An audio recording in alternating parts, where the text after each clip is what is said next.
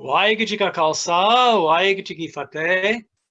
Welcome everyone to the very first Zoom webinar that I've ever hosted, May 1st, 2020. Thank you for coming. Today's webinar, I will be discussing what will happen with Yogi Bhajan's Tantric Kundalini Yoga groups like SikhNet and 3HO, the Kundalini Research Institute, all of the different organizations and businesses. What will happen to them since these explosive allegations have surfaced that he was a sexual predator, Yogi Bhajan, and that he was basically a fraudster. So in this webinar, I would like everybody to participate and ask questions, and because this is a group interaction, and I definitely want everybody's perspective on this. I'll be giving my prescriptive ideas of what I think should happen as far as the Sikh perspective, because as you can all see, I remained a Sikh after I left Yogi Bhajan's organization. So I'll be giving my perspective on what I think should happen as far as being a Sikh goes. Now, just the long and the short of it is that the Yogi Bhajan organizations will never survive in the current environment right now as they were before. Everything is going to change. I don't think there's any question about it. These allegations have been so explosive. With the publication of Pamela's book just a few months ago, where she comes out and tells about how Yogi Bhajan is having a sexual relationship with her and abused her, not only physically and sexually, but financially, and treated others with really disdain, his students. And then as time went on, after just a few weeks after Pamela's book was published, many more people came forward and gave their really heart-wrenching accounts of how Yogi Bhajan abused them sexually, physically, and again, financially and emotionally too. I was really shocked. I knew some of this when I left in 2009. I'd read some accounts, but there are some that were just really shocking to even me. There's one account of someone said that she was abused by Yogi Bhajan when she was 4 years old. And so this is a toxic stain on 3HO and Yogi Bhajan's organizations and businesses that is not going to go away. I think we can pretty much all agree on that. So the question now becomes, what will happen? Will these businesses go bankrupt? Will they shut down? Will the organizations change their names? Will they repackage the Yogi Bhajan teachings into something else and try to sell it as some other kind of yoga? Will the Sikh Gurdwaras that are in operation, will they change? I mean, many of the Gurdwaras that 3HO operates have Yogi Bhajan's paintings, tantric paintings, and pictures hanging inside the Gurdwara. And there's this Aquarian sadhana, which involves non-Sikh mantras and things that would be abhorrent to traditional Sikhs that are done inside the 3HO Gurdwaras. So these are all questions that I would like everyone's input on. So after I took the Zoom webinar video learning center clip there a couple days ago, they showed me how people can raise their hands, and by raising your hand and asking questions. And so anybody who'd like to ask a question, please raise your hand, or you can put a question in the Q&A down there at the bottom. There's a little Q&A thing there. Rather than using the chat, please use the Q&A. So, starting with this premise that things have to change in Yogi Bhajan organization, my feeling is that all of the leadership, first of all, has to go. They have to resign. Now, already this Guru Amrit Kaur, who was in a fairly high leadership position there, has resigned. And I don't know if that's a permanent status or if she just did it temporarily while this all blows over. I remain very skeptical about what I call the hardcore Yogi Bhajan followers will let happen. There was a letter just recently sent out by Gursant Singh, who is the president of the Sri Singh Sabha Corporation. And he says in there that as a result of many of these second generation Yogi Bhajan followers' children, that they will be listening to others. There was a Khalsa Council meeting where these second generation people who were just in their teens and even younger testified as to the abuse that Yogi Bhajan heaped on them and others. So it was really moving. Evidently, this testimony from these people went on for 11 hours, this so-called Khalsa Council, which is a Yogi Bhajan organization made up of just his followers. And we'll be talking a little bit more about them later. So Guru Jota sent out this letter saying that now they'll be opening to listening to people. Well, I wrote Guru Jota a letter and reminded him how 10 years ago, he literally blew me off when I said that they were all missing the 800-pound gorilla in the room, that Yogi Bhajan was corrupt and was a fraudster and lying about many of these things that he taught. And so I am very skeptical what they will eventually do.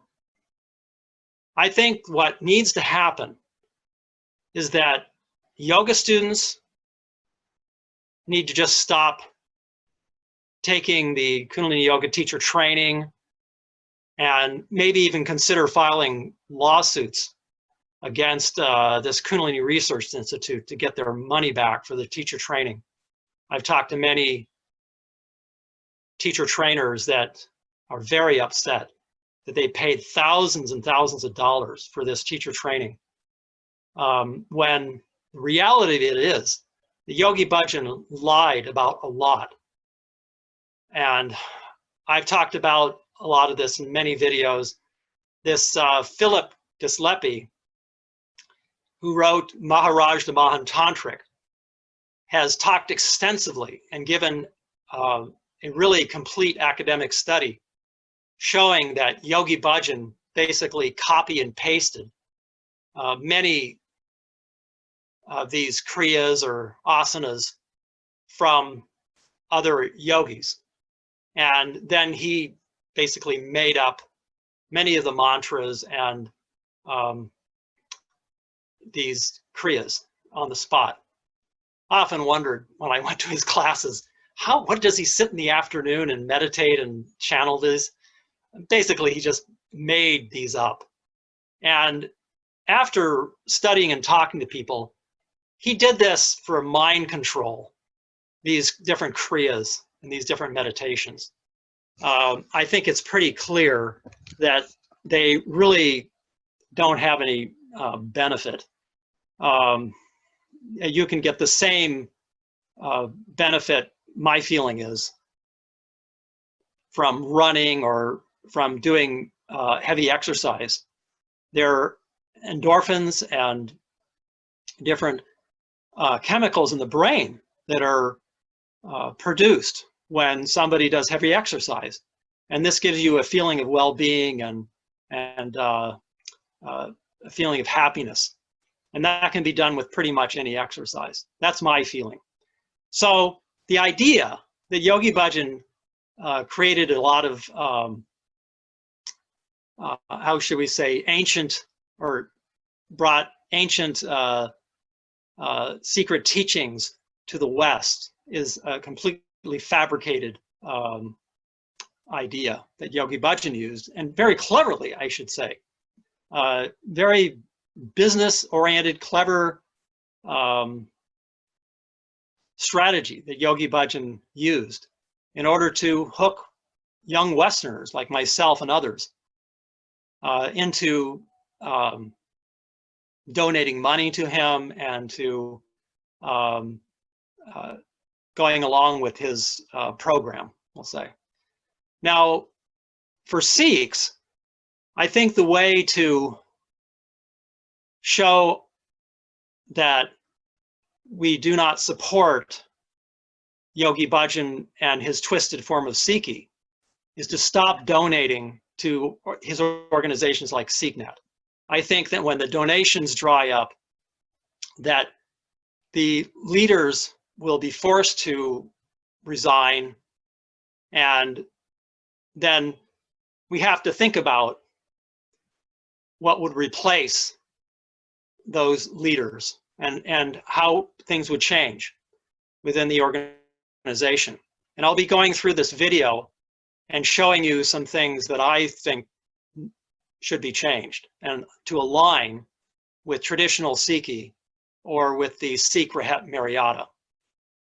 And this is a code of conduct for Sikhs, which Yogi Bhajan was just infamous for violating all the time and teaching his students very un-Sikh-like practices like this Tantric Yoga, practicing astrology. I could go on and on. Anyway, so we'll be going through, and I'll be going through a slideshow and showing some of these un-Sikh-like practices that need to change.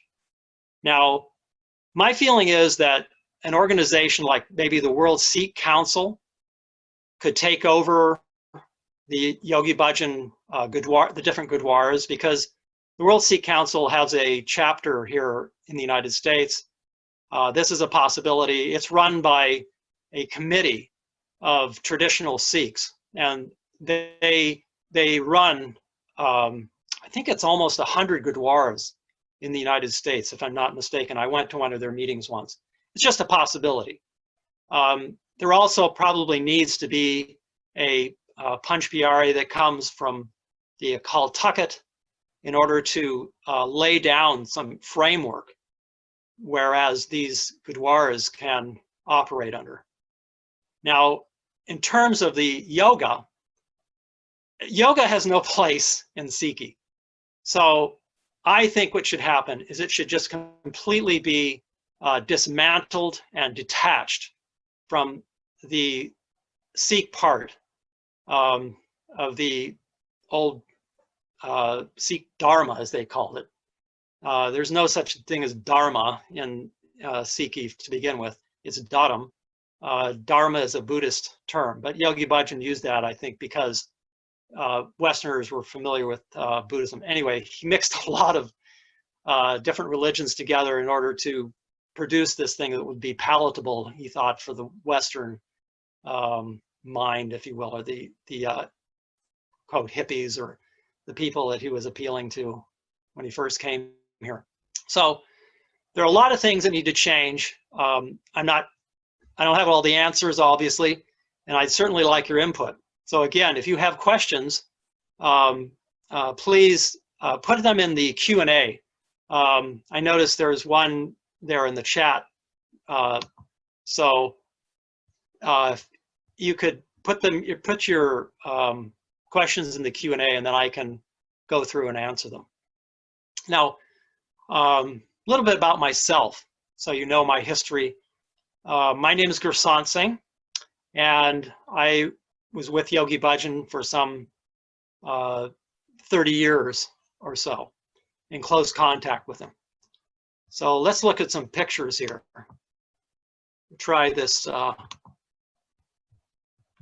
screen share here. It's the first time I've done this. Okay, looks like we've got a picture there, old picture from the early 80s. And there I am there with the blue arrow above my head. And I think this is rather funny and indicative of Yogi Bhajan. You can see all the women over there on the left, and the husbands are over there on the right. This is just so typical of Yogi Bhajan. Literally, husbands had to compete with Yogi Bhajan for their wives' affections. It was really sad when I look back on it. But Yogi Bhajan was such a philanderer, and so now it's all coming out. This is the thing. It's all coming out.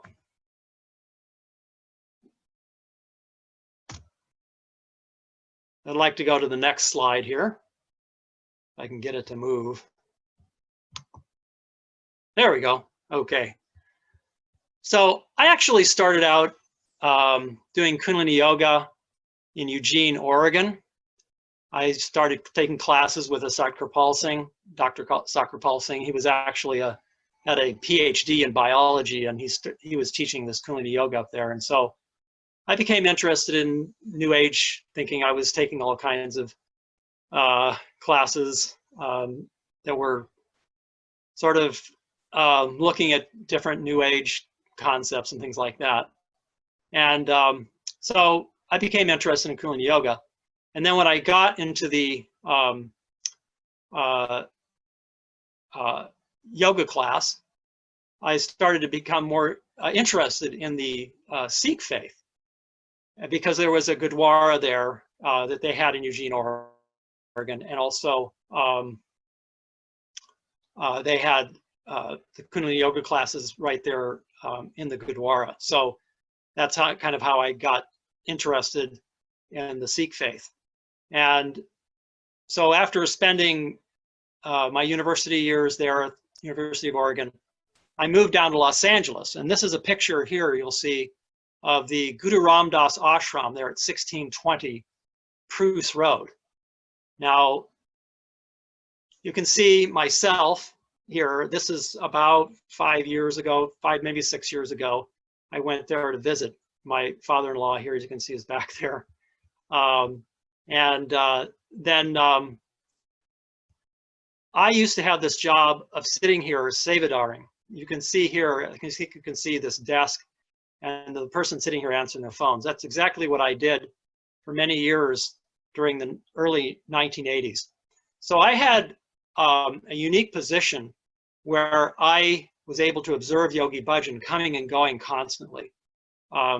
He lived right on the back of this Guru Ram Das ashram. There's a Gurdwara inside, and Siddhi Guru Granth Sahib's Darbar is here.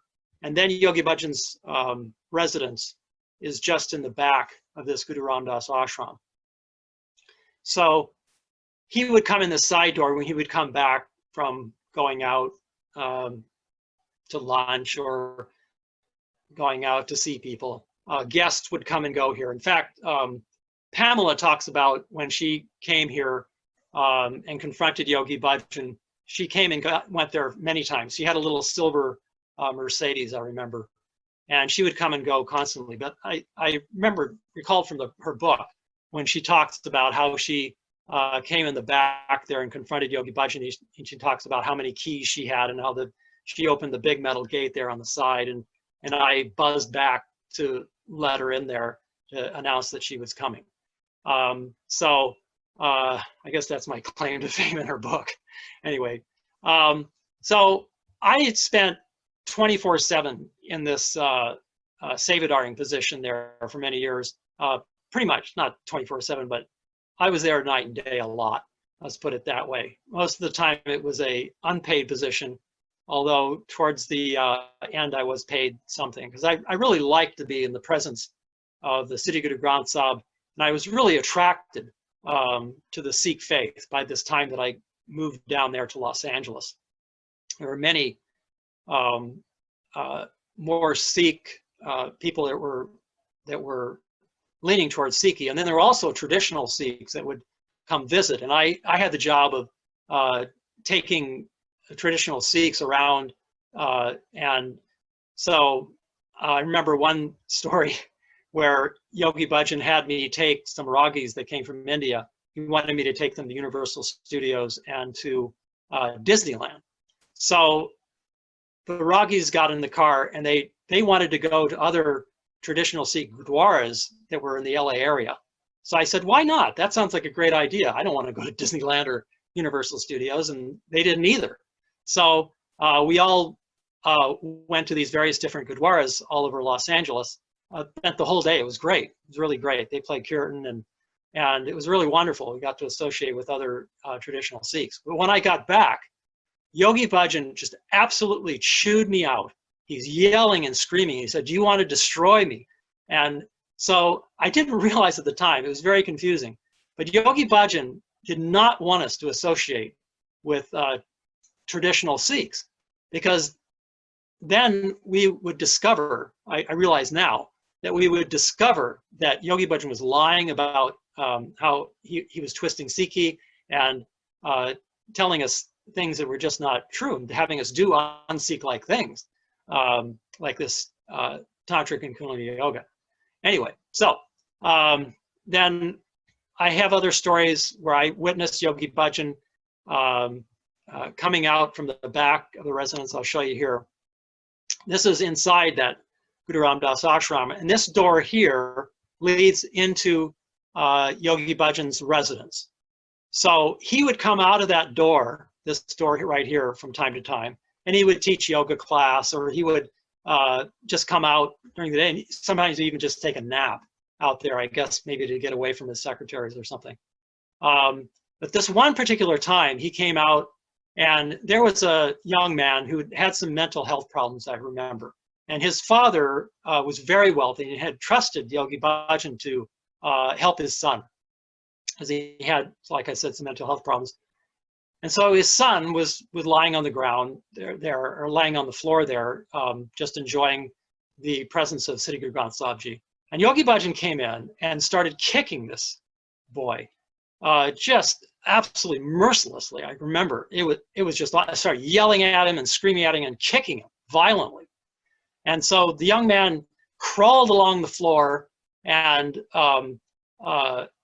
finally just was trying to get away from Yogi Bhajan, ran out the door, and I never saw him again. And I was horrified, actually. But then at that, we just didn't question anything Yogi Bhajan did. We just thought, well, this is what the master does, So I can tell you other stories, how I used to take Yogi Bhajan at night when nobody was around. This maybe like 1 a.m. in the morning, up to different residences. I don't know what he did, but I do know that there where Pamela lived at the estate, I took him there, and there would be no lights on at all, and nobody that I could see was around, and he would go inside. So I don't know. Anyway, so now Pamela has filled in a lot of those empty blanks. God knows what he was doing. But I have many stories like that I can tell. Don't have time right now to tell them all. Let's look here. I'm going to stop this share and look at some of these questions.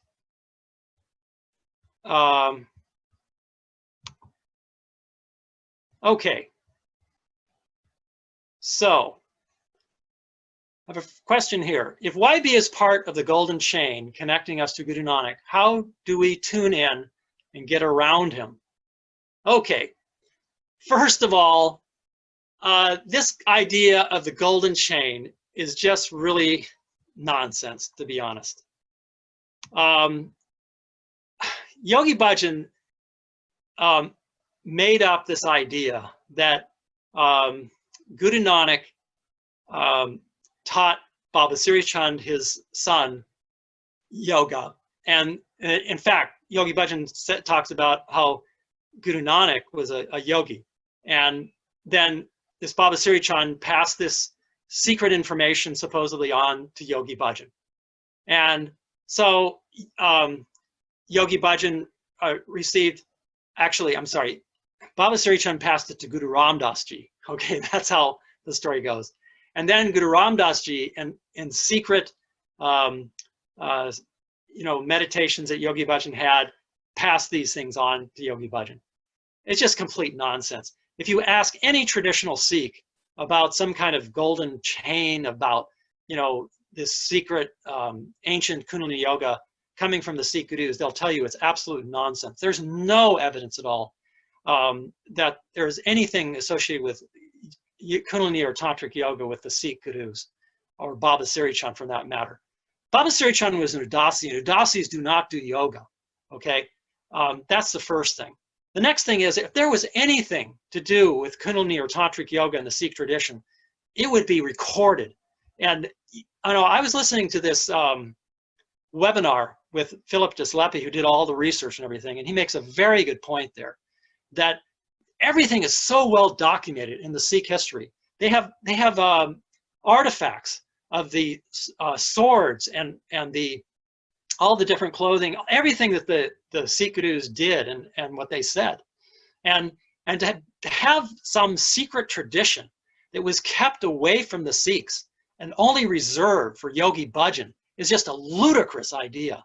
It's just absolutely infuriates me that Yogi Bhajan would put out this lie that the Sikh Gurus had anything to do with Kundalini Yoga. So again, this golden chain is complete nonsense. As a Sikh, we do our 5 banis. We practice and recite Gurbani and every day. So this is what a Sikh does. We worship one God, and we chant God's name out of devotion. We don't do man-made yoga exercises that are trying to get something, okay? This is what Yogi Bhajan taught. He taught this thing about this golden chain, and that there was these secret mantras that would get you health and wealth and all these things. It's just complete nonsense. The Sikh path is one of devotion and devotional worship. So just by reciting God's name, we are in charity kala, we are in happiness. This is the Sikh way. So let's look at another question here.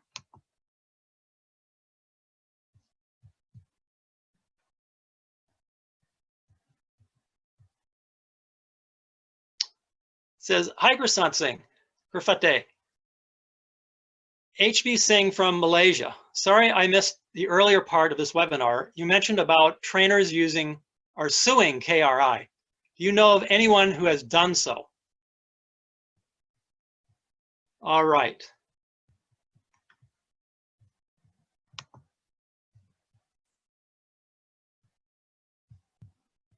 I don't. I've heard it talked about, and I've had people write me. I've mentioned to one lady that she should just take them to small claims court. I think her claim was under $10,000 in California. You can just sue in a small claims court and do it yourself. I think she'd have a pretty good case. I think they'd probably just settle before they'd actually go to court, because they don't want the publicity. So that's my feeling. I'm not an attorney. I'm not going to give you, advice on it. But small claims court is a great way for people that don't have much money, and you don't have to have an attorney, and but you have to go to the place and the location where the transaction occurred. So this was at Yoga West, I believe, in West LA. So there's a courthouse in West Los Angeles where you can just go and file your claim. It's just a one-page thing, and they even have legal people that will help you fill out the paperwork too. And I think most states have the similar kind of thing. So that would be an easy way to do it. The other way would be to get an attorney and maybe, I think probably get some other people along with you to you know, hook up with, so that you could make some kind of, I don't know, class action. Class actions are difficult, but maybe you can get other plaintiffs involved so that they can help you with expenses. Okay. Next, this is also from HB Singh. How many gurdwaras are there under the wider umbrella of the YB conglomerate? Do these gurdwaras have any participation from the local affinity Sikh population? Okay. Most gurdwaras, 3HO gurdwaras, will just, and when I say 3HO, this is just the whole organization, because they have a whole Russian nesting doll full of different corporations and organizations, and oh, it's just a mess. So we'll just say 3HO when we talk about Yogi Bhajan's group, okay? So most of the gurdwaras that are under this 3HO umbrella are pretty separate and entities of it in and of themselves. There are a few, like one in Phoenix, where there are many Punjabis that participate. And when I say Punjabis, I mean traditional Sikhs that are Punjabi. Okay, so we have Gurdwara there in Phoenix, Guru Nanak Gurdwara, I think it's called. And there are more Sikhs that are Punjabi descent than Westerners there, as far as I can tell. I've looked at some of their videos. Now the one in Espanola is pretty much exclusively 3HO, because it's so rurally located. And maybe the one in Los Angeles, they get a few traditional Sikhs there. 3HO and Sikh Dharma, the Yogi Bhajan's group, they hold a Baisakhi Gurdwara at the Staples Center in downtown Los Angeles every year, where many Gurdwaras participate from all over California. I've heard that this Chertakum Singh, who's the head there of the local 3HO Sangat, he has a pretty tight hold on everything and runs things the way he wants to run them. And I've heard other complaints from people from other Sikhs from other Gurdwaras that they don't like the way that he has run things. So that's something certainly that we'd want to see changed when dismantling this whole Yogi Bhajan organization. Okay, look at some more questions here. How do we know what YB meditations are traditional? Well, that's a good question. I know that most of the mantras or meditations that Yogi Bhajan gave out, he made up. He took this Gurbani, and these are the Sikh scriptures, and cut them up. It's a very sacrilegious thing to do. You don't mess around with Gurbani like that. It's called Kacha Bani. So it literally means cut Bani. And then he fit it to make it into a mantra. Sikhs do not have mantras. Again, we recite Gurbani and the Sikh scriptures out of devotional love for Waheguru, for God. And we don't make them into mantras to get things like wealth and health and all those kind of things like that. It's a very sacrilegious thing to do. It's called Beadbi, and it was something that traditional Sikhs have complained about Yogi Bhajan doing for many, many years. This thing that he did with this Kachabani and integrating these sacred Sikh scriptures into the Tantric and Kundalini Yoga that Yogi Bhajan was teaching. And I didn't know any of this when I was in 3HO, never heard about it, because Yogi Bhajan, again, kept us separated from traditional Sikhs. There was no internet back in the 70s and 80s and 90s even. And it wasn't until after Yogi Bhajan died in 2004 that I really started to, start to investigate this and start to learn that Yogi Bhajan was twisting Sikhi in order to fit his Tantric and Kundalini Yoga agenda. It gave him credibility that he could say he was using sacred Sikh mantras that had been passed to him by Guru Ram Das Ji. This is what he would say in visions that he would have, and that Yogi Bhajan would teach these, sacred Sikh mantras that were reformulated, not by him, but by Guru Ram Das Ji, and given to him in secret, these dreams or visions, and that he was giving these out to save the world. I just think it's completely nonsense to think that Yogi Bhajan, a customs officer, a lowly customs officer in India, would have been contacted by the fourth Sikh Guru in some vision and given secret ancient knowledge that no other Sikh knew about. It's just absurd, when you really think about it. But, when we were young, we had no other knowledge that there were Babas like this all over India. One of the really valuable lessons I learned when I was in India, I was arrested on false charges there. Some of you probably read my book, Confessions of American Sikh, was that I was there for 2 years, and I realized that there were 10,000 Yogi Bhajans over there. And they all had these prescriptive practices that would save you. They said, you must do this, and this you must do. 10,000 Babas out there were just like Yogi Bhajan. So this was such a valuable lesson for me to learn. And when I got back from the United States, finally after escaping from India, I tell all about it in my book, I tried to tell my friends that were part of 3HO that I thought were my friends, and they just didn't want to listen to me. And so, again, I tell about this in many of my other videos, how this all came down.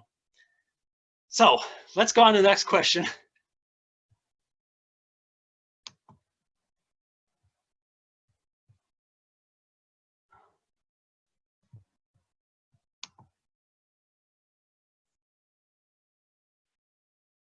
Okay, I answered this one, the Gurdwara thing. How do we know what YB meditations are traditional? I think I talked about that. Yeah, so again, most all, I really can't think of many that are traditional Sikh meditations that he gave out. Most of it were this Kachabani who would cut things up and make them into his own versions of things, which is a big no-no in Sikhi. Like I said, it's sacrilegious. It's Beadbi. We're to recite Gurbani just as the Sikh gurus gave, as the Siddhi Guru Granth Sahib has the Gurbani. That's how it's supposed to be recited, and there's a reason for that, because that's the prayer that the sages and the Sikh gurus put in the Siddhi Guru Granth Sahib, and to mess around with that is really messing with things that shouldn't be. And it has, you know, different effects on people if you mess around with things like that. And I think Yogi Bhajan really did this in order to have a mind control technique over people. I've mentioned in other videos how I studied neuro-linguistic programming, which is this NLP. In fact, I was certified in it in 1980. And Yogi Bhajan was studying this. And I think a lot of his techniques, his practices were aimed at mind control, controlling his students and getting them to be more susceptible to induction into his cult. You look at this infamous Chertakum meditation, as it's called, where Yogi Bhajan told us to meditate on his photo. Just complete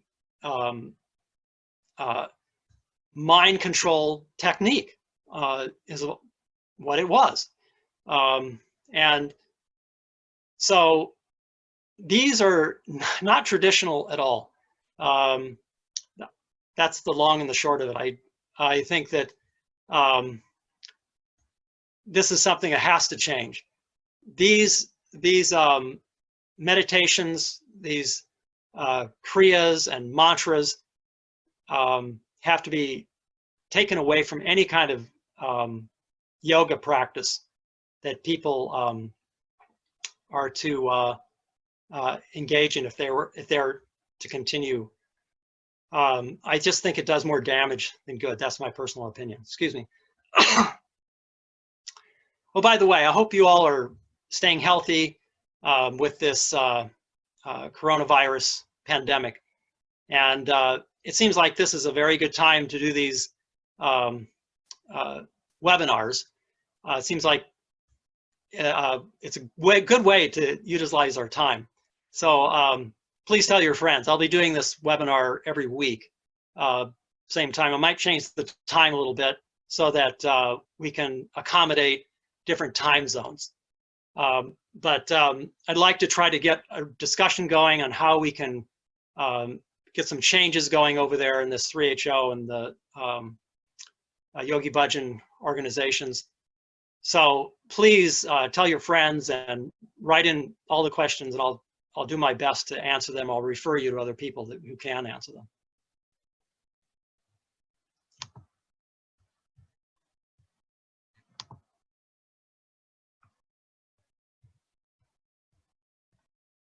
Okay, so this is from Craig Collins.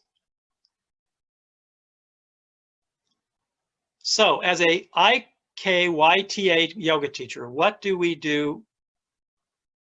What do we do? We have any credibility to teach? You know, I really feel sorry. I really feel for everybody who's got these credentials, paid thousands of dollars for them.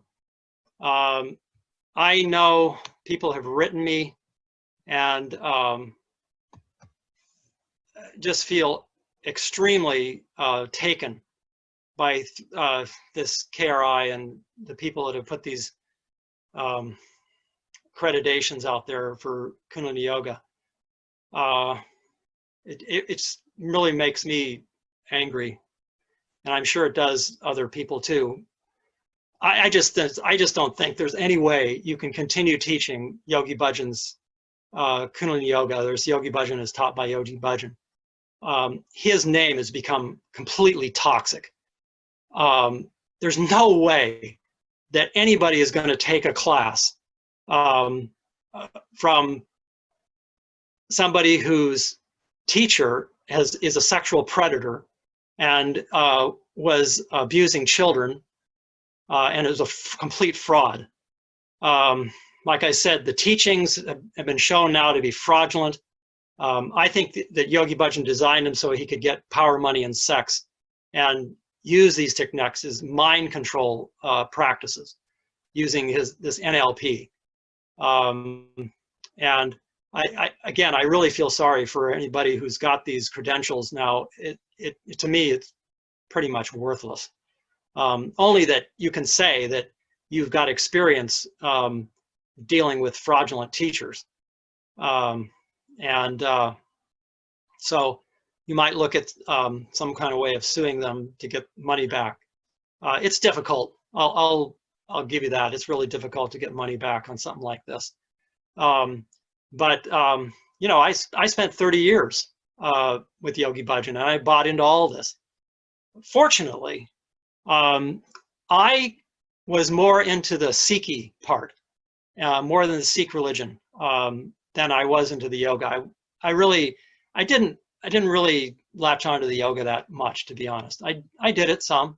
I taught a couple classes, but I didn't really get into it much.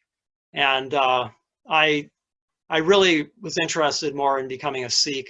I really identified with wearing all 5 Ks, and my background was I was a Christian, and traditional values, if you will. I never was a hippie. You know, I never really took drugs or anything.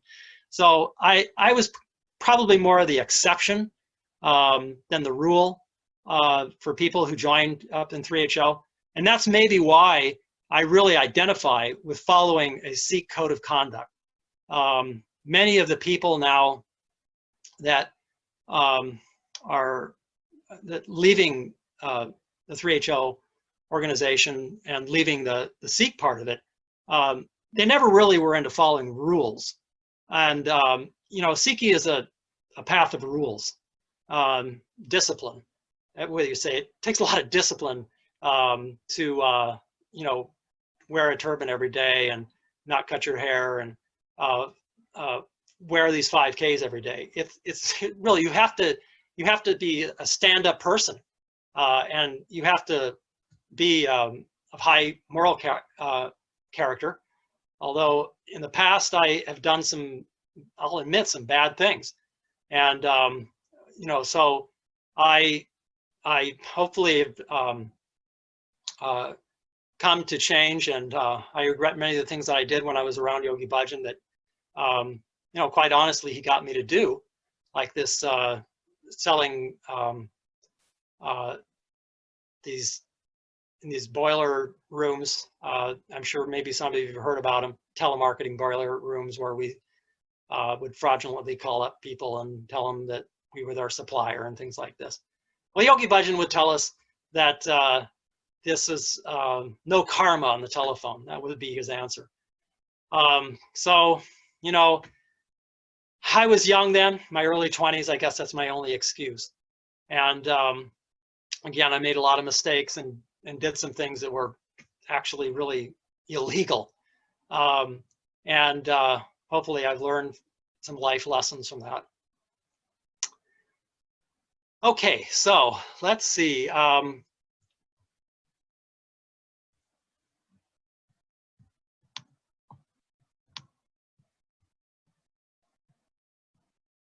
Okay, so Catherine Hargreaves says, do they chant the Banis correctly in sadhana? Now, this is a very good point about this Aquarian sadhana. I'm pretty sure this is what Catherine is referring to. The Aquarian sadhana is kind of a mix mash of different mantras, and has some Kachabani in it.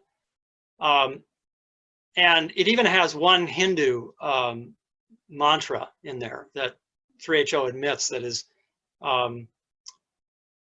was given by Patanjali, which is, he was a Hindu and sage, supposedly, who created the Yoga Sutras, or published the Yoga Sutras a couple thousand years ago, or 1,000 years ago, I'm not sure. Anyway, so Yogi Bhajan put together this mismatch of mantras that he called the Aquarian sadhana. And the 3HO people are supposed to do this every morning in the Amrit Vela, which is usually reserved for doing the 5 Banis for traditional Sikhs. And so, to be fair, Yogi Bhajan had or has people do the Japji Sahib, which is the Bani of Guru Nanak Dev Ji. And so that's done first. Then there's, I believe, 5 or 6 different mantras which are this Kachabani, and then this Hindu mantra. So do they chant it correctly? No, to be quite honest. It's Kachabani, and again, he's mixed and matched and cut up Bani to fit his own agenda, and this is a big no-no in Sikhi. And again, there was a reason why the Sikh gurus didn't allow this Kachabani, because they had a particular idea in mind that their Sikhs, should recite the Bani as it was given to them. Again, it's a discipline, and so when I recite my Banis every morning, I recite it as the gurus gave us in the Nitnam. Now, if yoga and these Aquarian sadhanas were to be done by all Sikhs, it would have been in the Nitnam. It would have been in the Gutka Sahib of all Sikhs. And again, Yogi Bhajan, to think that he was the exclusive recipient of Guru Ram Das's blessings to be given this ancient secret sadhana that was only reserved for these special Western Sikhs in the 20th century is just absolute nonsense. So just kind of keep that in mind. Again, I believe that it is my duty to help people through this transition. And if we have time, I'll go through some of these ideas that I've got, or if we don't, then next week I'll kind of deal with it. But I'm planning to move to Espanola here in a few months. I have a house there, and I have some land there also. So I'm going to be trying to help people that want some guidance on how to transfer through this whole period of all these changes that are going on. I have a lot of knowledge. My wife has a lot of knowledge about traditional Sikhi, and if I don't know it, then I can contact other people that know about these traditional Sikh practices and the Sikh Maryada. So that's kind of how I look at my job, if you will, here in this transition period. Let's go to the next question. Hello, Gursant. In opposition to most of you in this chat who are likely Sikhs, I am neither a Sikh nor do I do any other things he or 3HO promoted. I am only doing one single yoga exercise, which was said to be taught to YB, but not created by him. I would like to write a small book about my experiences with Sudarshan Chakra Kriya. I don't know whether 3HO will sue me if I write about this Kriya, and on top mention YB in a critical way. How is the situation about copyrights for KRI's 3HO? Well, I don't really know much about that. Can't really advise about that. I've heard a lot about this Sudarshan Chakra Kriya. I never really did it myself. Again, I was more into the traditional Sikh practices. So I think people who practice the Yogi Bhajan Kriyas and asanas really have to ask yourself, is it really working? Because my understanding from 62 years of life experiences is that most of the time we really don't know what's good for us. We may think that something feels good. We may think that something is creating a sense of well-being, but the reality of it is that we really don't know. And that's why we have a guru. That's why we follow the teachings of a guru. Now, Yogi Bhajan is shown himself to be a complete fraud. And so how can you look to somebody like that for guidance? That's why as Sikhs, myself and other Sikhs, look to the Siddhi Guru Granth Sahib for guidance. And that's why we recite our Banis every day and do as is instructed by our Sikh Gurus. So that way, we don't have to rely on our limited emotions and our limited feelings. Something might feel good. Because believe me, when I tell you, in my 62 years of life, I have made many mistakes that I thought, oh, this feels really great. I think this is the best thing to do. And I was completely wrong. So that's why I choose to follow a guru that has an established lineage, like the Siddhi Guru Granth Sahib, and has, 30 million followers and people that follow, really devoted people who have given their lives for the Siddhi Guru Granth Sahib. And what can I say? I mean, I think it's a real gamble to put your life and your enlightenment, or your salvation, if you will, in the hands of somebody like Yogi Bhajan, who was nothing more than a customs officer, and who acted like kind of like a clown who everybody liked and enjoyed. But when it came right down to it, he was a fraud.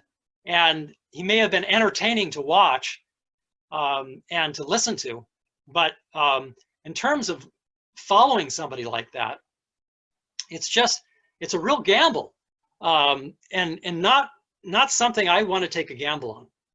Anyway, so let's see here. Look at some other questions. Did you confront YB in person? What came out of it? All right, that's a good question. When I was younger, in my early 20s, and first met YB, I never confronted him. He was such a powerful personality, if you will. And Pamela talks about this in her book. You just did not confront YB, especially when you're that young. And I didn't really have any status in 3HO when I first started hanging around there and working there. I was literally working for Yogi Bhajan on security. I was working for the secretariat, driving errands and taking his family around. I would take guests from their homes and bring them to Yogi Bhajan, things like that. So I didn't really have any status in arguing or standing up to Yogi Bhajan. Unlike Pamela, who had some status and she could, do that. And she was, quite a bit older than myself too. But as time went on, I did start to confront him. When I moved to Espanola, this was around 1991, I started to realize that he was coming up with a lot of rubbish. There was also some instances where he paid off and bribed some Indian officials to get a young man out of prison who smuggled guns over to India. And so I was seeing that he, Yogi Bhajan was corrupt, and he ought to be know all these ins and outs as a customs officer, because they're known for taking more tips than anybody, really. I learned about all this when I was arrested there over in India. And it's who you know and how much you can pay, the kind of treatment you get, basically. So, and not only that, I had the experience in Los Angeles where I was working for those toner boiler rooms. This Hari Jivan was charged with, this is the gem Hari Jivan, there's two of them, Hari Jivan Senior and then Hari Jivan Junior. So the Hari Jivan Senior was charged with fraud in a field of schemes field of schemes, as the Federal Trade Commission called it.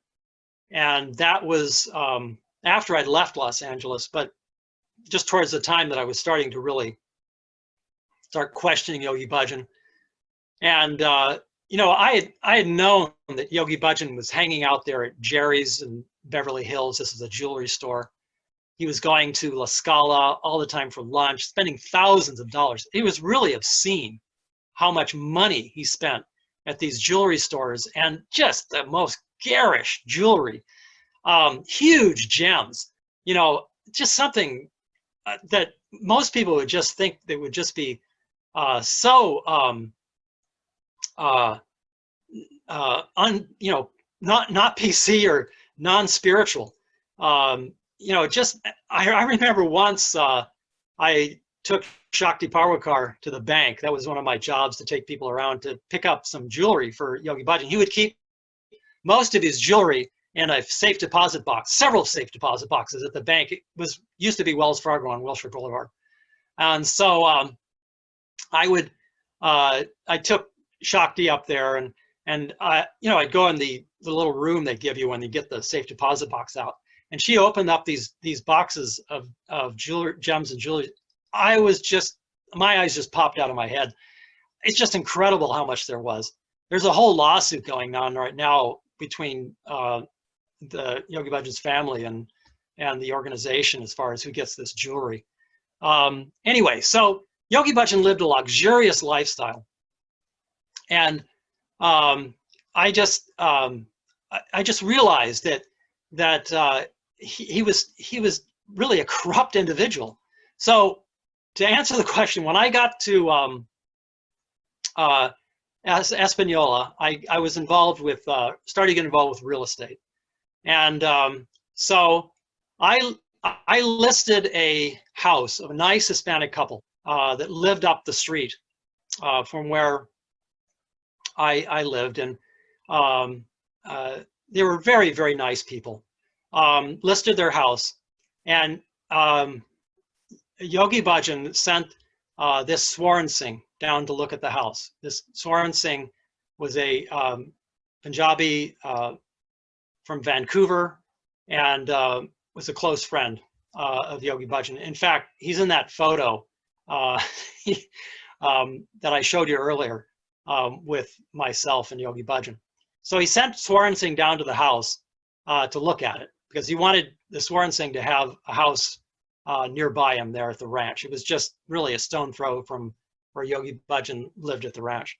So I showed Swaran Singh the house, and Swaran Singh looked around. He said, "Oh, that looks nice," and everything. Didn't say much, and he left. And I didn't think about it. I thought maybe I might hear from him if he liked it or whatever. Well, it turns out that Swaran Singh went back to these Hispanic people's house, and from what I understand, from what the husband told me, is that he sat down and wouldn't leave, and he brought a couple other Punjabis with him, and wouldn't leave until this Hispanic person signed the contract for a much lower price than what the house was listed for. And just, it was just really obnoxious from what I can understand. He just wouldn't leave. And what was really also disturbing was that the wife evidently was in bed.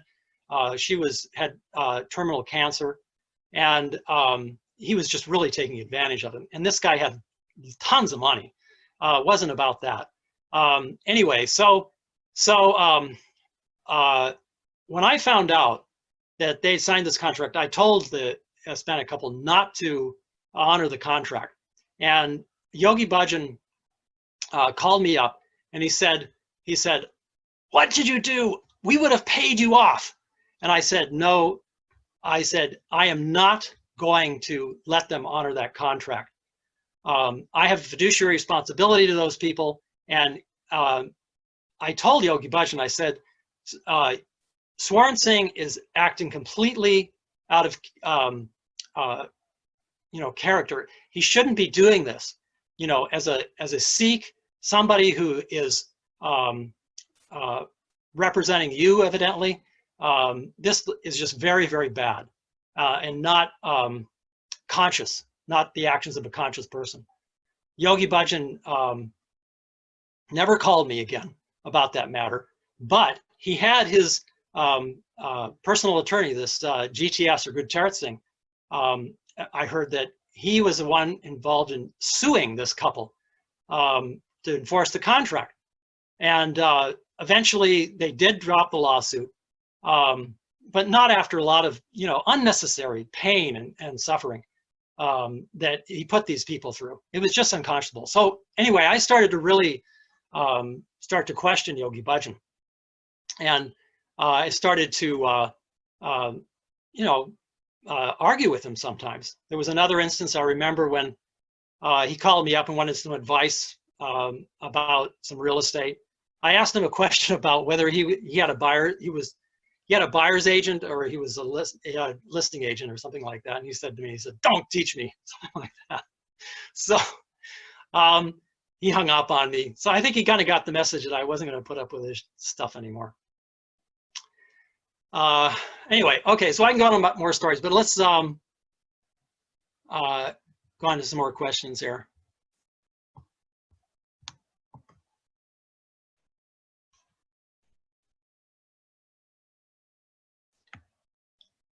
It says, Sudarshan Chakra Kriya was not invented by YB, but taught to him by Baba Bir Singh, Swami Dharandhara Brahmacharya Swami. That's why I ask. Okay, I don't know. I'm sorry, I don't really know all of the history. Who's the better person to ask about that is this Philip Dislepi. He's really studied, I guess, all the insides and outs of the yoga that Yogi Bhajan taught, and he knows this whole history. I just watched the video that he made a few days ago, this webinar where he was a panelist and spoke about a lot of this stuff. Okay, so it looks like I've answered a lot of those questions. So let's go and look at some more of these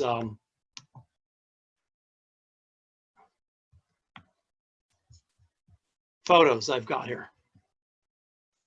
All right, so here we are in LA, and this gets into a little bit more about telling him more about myself and sort of setting the stage of why I think I can help in giving some guidance to some of these people transitioning, if you will, from Yogi Bhajan's twisted Sikhi into some more traditional Sikh practices. So in 1982, I fought the US Army, and I tried to get in the US Army as a Sikh with a turban and uncut beard, uncut hair. At that time, Ronald Reagan, who was president, had the moral majority breathing down his neck, and they had rescinded the exemption that they gave Sikhs to be able to join the US Army. And so with my background as being in military school, I was an expert marksman. I had won several national championships. I was pretty much the perfect candidate to try to get in the US Army. So this Krishna Kaur, who still teaches yoga, and she lives in Los Angeles, she was one of the heads there, come to me and approached me to join the US Army. So that's a great idea. I wouldn't mind being in the US Army and representing Sikhi. So there was, I did all the tests, passed with flying colors, but then when I sent my application in, they said, no, even if we were allowed you to join and take the enlistment oaths to be in the Army, then we'd have to dishonorably just discharge you, and we're not going to do that. We're not going to let you even attempt to do that.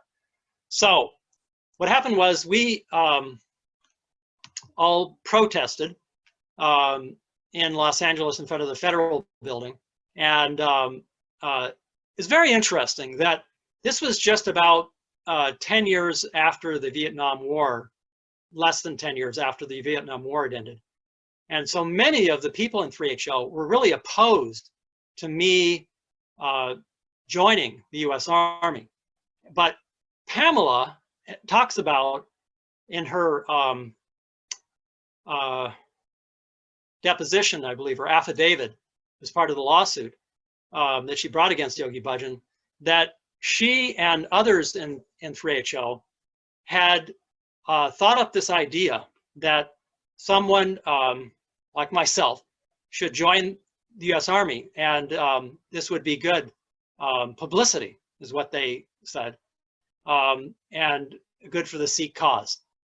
So they hired a publicist, somebody who's a professional, paid him a lot of money, evidently, to help with this campaign. So it was a big success. And back then, of course, there was no internet, there was no YouTube. So we had to appeal to the different newspapers and different media. So there was a press conference. You know, you don't hear about that too often these days, but there was a press conference up at the LA Press Club. And you can see myself here. This was with Yogi Singh, who's the notorious gem fraudster who was charged in this field of schemes. Anyway, so he was actually my boss at the toner room at the time. And Yogi Bhajan had told me to go work for this Yogi. So there we are. Now, what's interesting, we are diametrically opposed. Yogi is the hardest of the hardcore Yogi Bhajan loyalists, I say.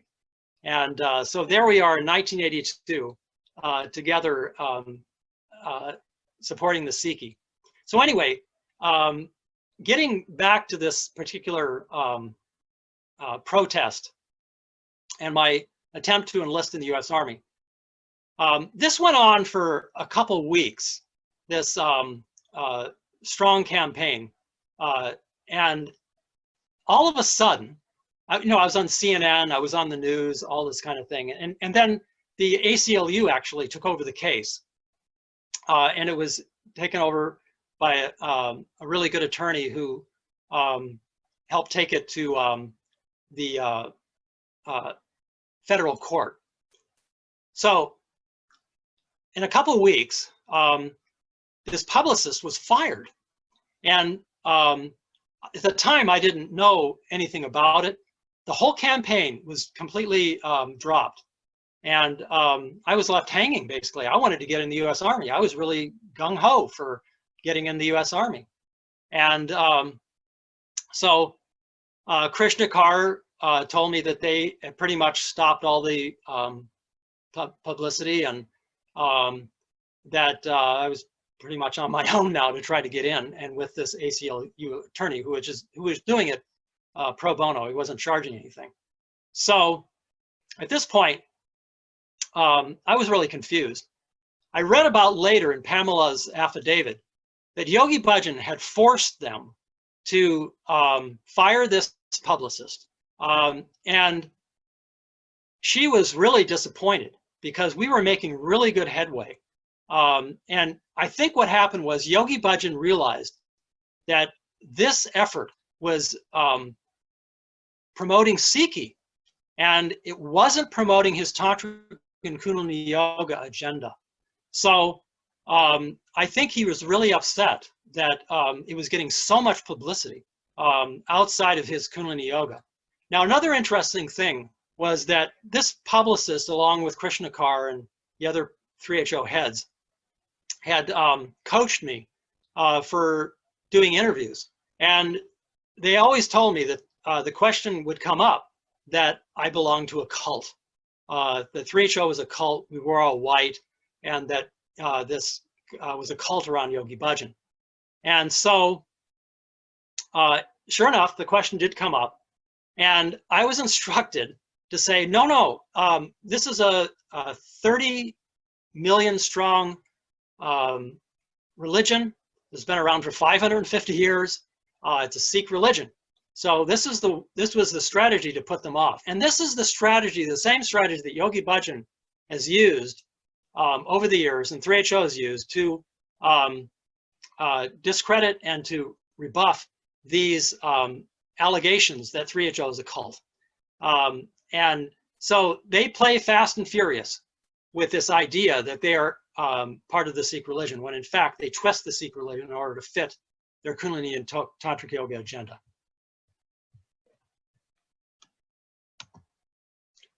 Here's more on that protest. I was really into it too.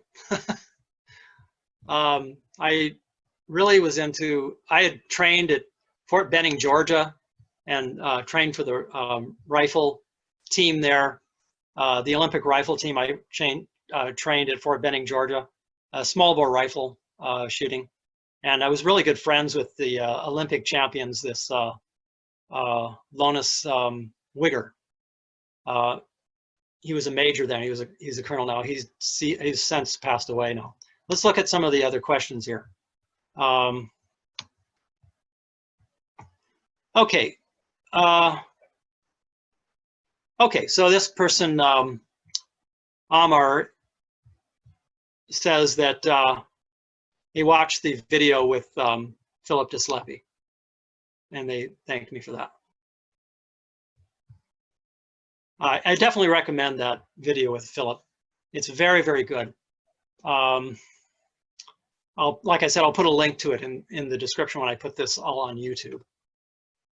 Let's go back to some of the photos. All right, so this Sikhism and Tantric Yoga is a very important book. Philip talks about this in his video and his interview, and it's a book written in 1977 by Dr. Gursant Singh, and he spent several months with Yogi Bhajan in 1977. When I read this book around 2009, it was a real eye-opener for me. I found it in India when I was there, stuck on what I call house arrest or country arrest. I was in country arrest. They'd taken away my passport. And so I had to spend months just hanging out. I spent a lot of time at this Hindu ashram. At the time, I didn't really see any problem with that, because Yogi Bhajan did a lot of Hindu practices, and Yogi Bhajan evidently spent time at Hindu ashrams as well, the Shivananda ashram, learning yoga, and then also many of his followers, like this Gurmukhar, spends a lot of time over there in Rishikesh, there at the Pramat Nikirtan ashram. So I didn't think anything of it. In fact, when I was at this full Chetty ashram over there, I would go over to that Pramat Nikirtan ashram, and they'd had this RT in the evening and things like that. Now I realize it's a real no-no for Sikhs to engage in practices that are worshiping any other deity besides the one God that we as Sikhs worship, the one unknowable, undescribable God that we worship. So anyway, so let's get back to the Sikhism and Tantric Yoga. My Dr. Gursant Singh, when I found this, it was a real eye-opener for me. And I realized that Yogi Bhajan was twisting the Sikh religion and using it to establish his credibility. He was doing a lot of un-Sikh-like practices, doing astrology. He was wearing these gems for power. And, you know, Hindus wear these big stones, thinks the energy is going to fly from the cosmos into their bodies. And, you know, I'm not putting down Hindus. I hope you understand that they should practice their religion the way they want to, and the way they should practice it that way. But what Yogi Bhajan was doing was appropriating Sikhi, appropriating the Sikh practices into his mix mash of synthetic Sikhi, if you will. There was an article in 1977, I think it was, came out in Time magazine, Yogi Bhajan's Synthetic Sikhism, and Dr. Gursant Singh is mentioned in that article. Really exposes Yogi Bhajan for the fraud that he was. So these allegations have been coming up a lot. It just, with the with the internet and people being able to communicate more, all of these things have been coming up more and more and more. So I will put a link to this book in the description of the video, and hopefully you'll be able to download that and read it. I definitely recommend it for people who are Sikhs and people who are not Sikhs either. It'll help you understand how Yogi Bhajan appropriated Sikh culture and practices into his whole shtick, you know. Okay, so Sikh Maryada, I talked about that earlier. These are the Code of Sikh Conduct and Conventions that every Sikh should know about. My feeling is if you want to consider yourself a Sikh, you need to follow those. And I realize that there are many people that are traditional Punjabi backgrounds that don't follow the Sikh Maryada. Doesn't mean that makes it right that they don't follow it. But I don't think they can really call themselves Sikhs, because Guru Gobind Singh Ji, who is our 10th Sikh Guru, gave us 5 Ks to wear, and that includes not cutting your hair and wearing a turban, or dastar as we call it. And you really can't call yourself a Sikh unless you abide by those practices. 2012, I wrote this book, Confessions of an American Sikh, and it's available on Amazon. You can get it on Kindle or as a hardback as well. It tells a lot about my adventures in India. I talked about a little bit earlier, and a lot of my experience with the Yogi Bhajan too. You can see where I'm coming from and how I ended up where I did. So again, I talked about earlier how I was really attracted to Sikhi more than to the yoga. And so this really started to flourish after I got back from India and I left 3HO. I moved to Yuba City, and I became part of the traditional Sikh community there, and I was called for jury duty. So as a practicing Gursikh, I'm required to wear 5 Ks, and one of those 5 Ks is a kirpan, which is a small dagger.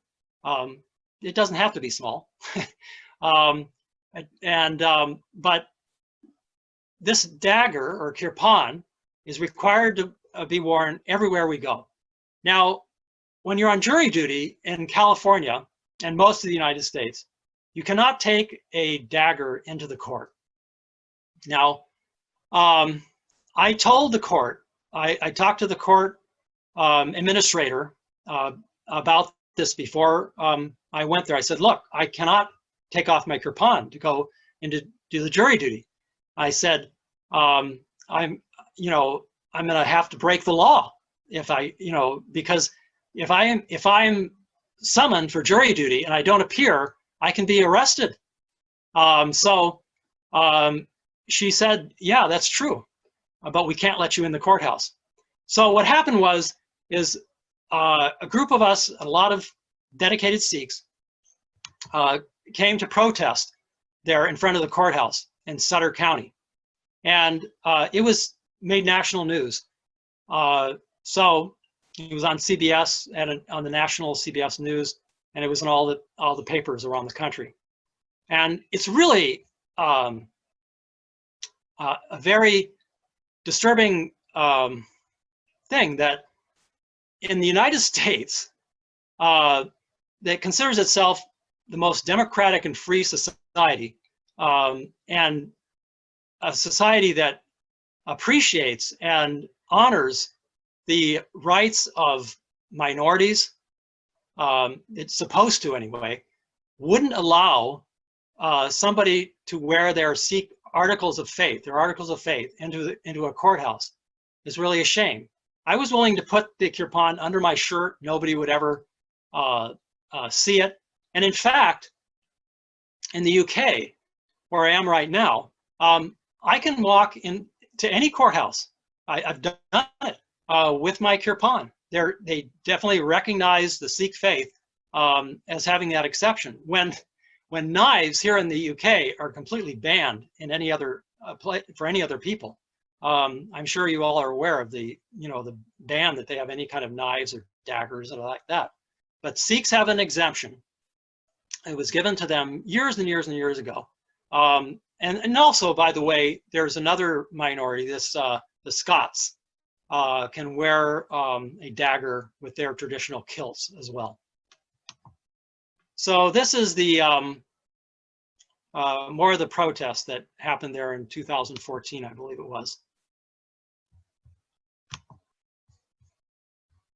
We were standing up for our rights to be able to enter the Sutter County courthouse with our kirpans. So then we come to 2020 and Pamela's book. This was a real explosive event that I think changed a lot of minds towards Yogi Bhajan.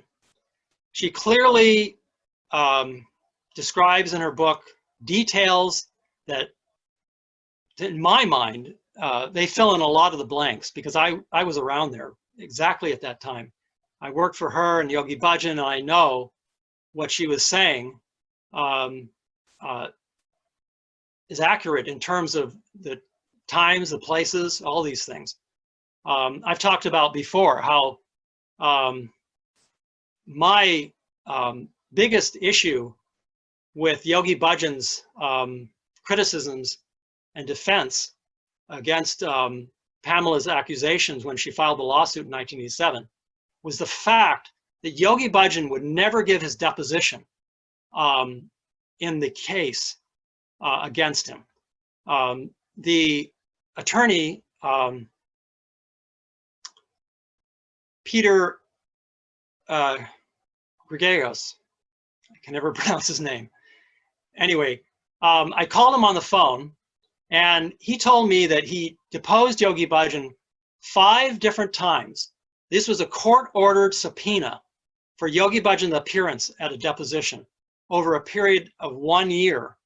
This whole year, 5 different times that Yogi Bhajan was deposed and ordered by the court to appear. Yogi Bhajan would always come up with excuses, that his health wasn't good enough, and he would get an excuse from his doctors, his 3HO doctors, that he couldn't appear. Now, I was on security duty during that time, 1987, 1988, when the lawsuits were going on and Yogi Bhajan was being deposed.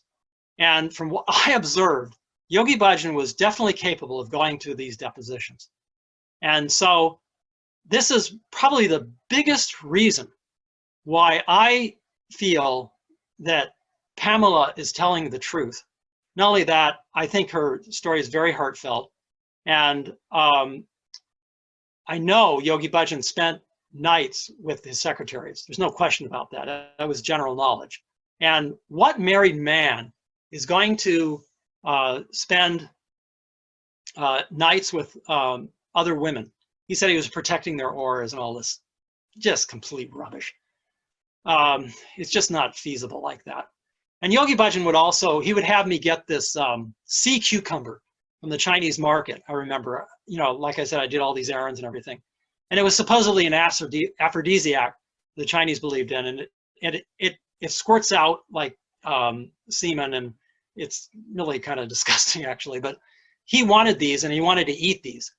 And many times I got them at the Chinese market down in Los Angeles. Why does he want these supposed aphrodisiac? I don't believe they really have aphrodisiac qualities, but Yogi Bhajan obviously believed it because he spent a lot of money getting these sea cucumbers. So this is another reason that I think he was definitely messing around here and abusing his secretaries, both sexually and physically. So, and the reason about him not giving his deposition, I think he was just trying to hide. He, like this Peter said, the attorney for Pamela and Kate, Yogi Bhajan didn't want to be there when the lights were on, the bright lights were on him. And it would look completely bad if the leader of this cult, this cult of personality around him, were ordered by the court to come appear in deposition. That looks very bad for him because it doesn't make him look like he's a leader and that he's weak. And I know that's why he didn't want to appear. Anyway, we can talk about that more. Let's exit here again and look and see if there's any questions. Doesn't appear to be. Okay. And we'll go back to these pictures.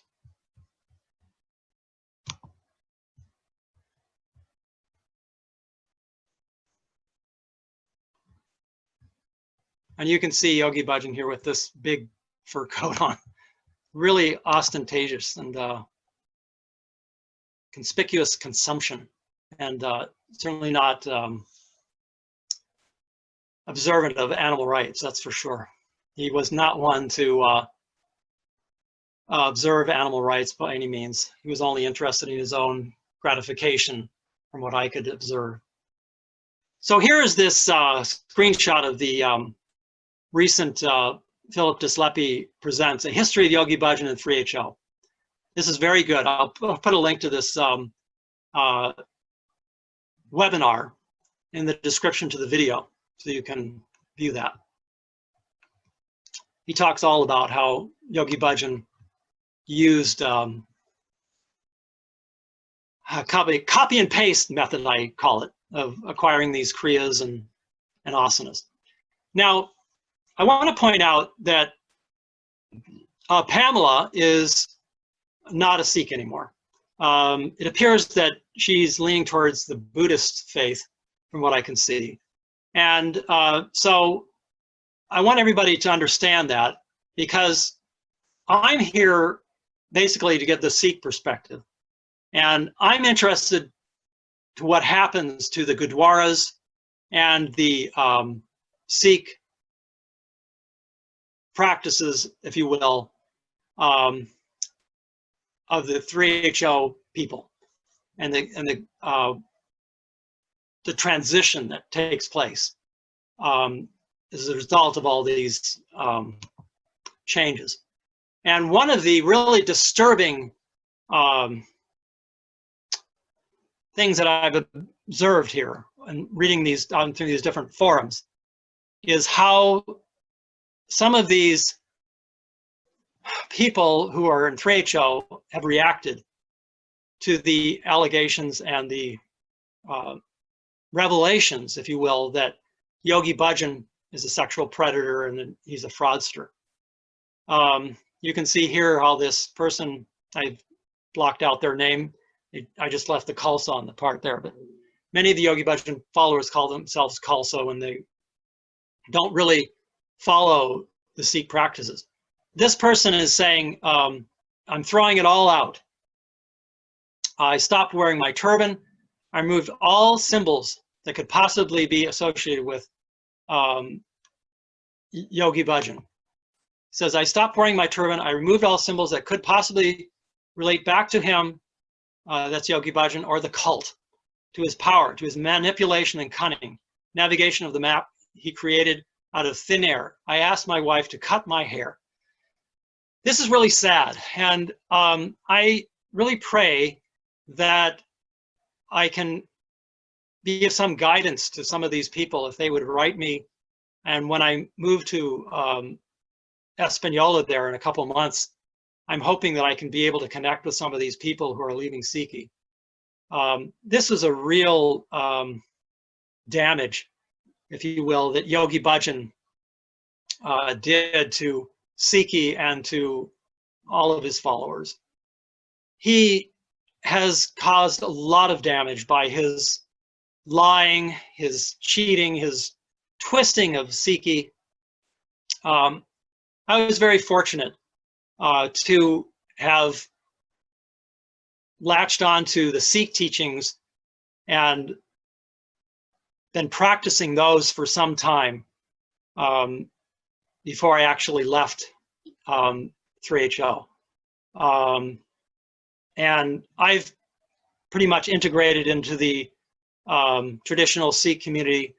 I know this is very difficult for most 3HO people to do, because Yogi Bhajan kept us away from traditional Sikhs, and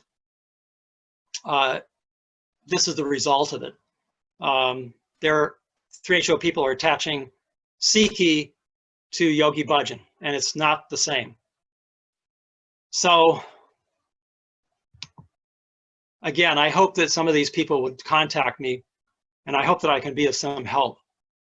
When I'm there in Espanola, I'm hoping that I can bring some traditional Sikhs from the Punjab, either Panj Pyare or other Sikhs, to help in this transition.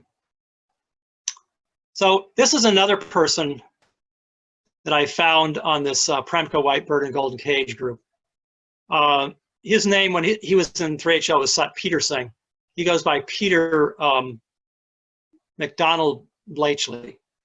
And I disagree with him when he says that he feels that the outward symbols are a distraction. The outward symbols being the turban or dastar and the uncut beard and uncut hair.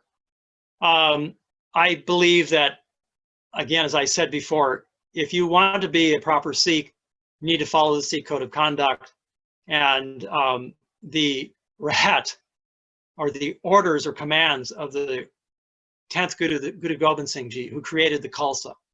And he told all men not to cut their beards, to wear a dastar, turban. So, and he told the Singhalese, the women, to not cut their hair and to keep their head covers. So this is something I definitely disagree with Peter about. And I'm hoping and praying that I can be of some, again, some help in this transition period where people are transitioning out of their occult attachment to Yogi Bhajan, and they don't just lump Sikhi into a big bucket with Yogi Bhajan and all of his nonsense and fabricated lies. All right, so this is an organizational chart, all of the Yogi Bhajan businesses and nonprofits. So as you can see, it is a real complicated organizational entity, if you will. The judge in a case that was brought against the original Unto Infinity board that controlled all this described it as a Russian nesting doll. So it's a very complicated thing, but they're all tied together. And this all needs to be dismantled. There's just no way that 3HO or all of these organizations can proceed without having this completely dismantled, and I think just completely done away with all of these Yogi Bhajan teachings. You can't keep these teachings of Yogi Bhajan and separate them from Yogi Bhajan. They're so intermingled. Yogi Bhajan made up most of this stuff, and it's a lifestyle. Everywhere in the teachings is referred to Yogi Bhajan. That's why it's called Yogi Bhajan. Kundalini Yoga is taught by Yogi Bhajan. That's what it's called. And the lifestyle, all the organizations are, even like the Sri Singh Sabha Corporation, it's named after Yogi Bhajan's fake title. So everything needs to go, in my opinion. It has to just change from the ground up. And all of the people in their positions of power, all of these hardcore people have got to go. There's just no way. If they don't, it's just going to diminish to the point where they have no funds. Sikhs aren't going to donate to them, traditional Sikhs, and the yogi students are just going to pack it up, and they're going to be this all is going to be marginalized. It might happen that way.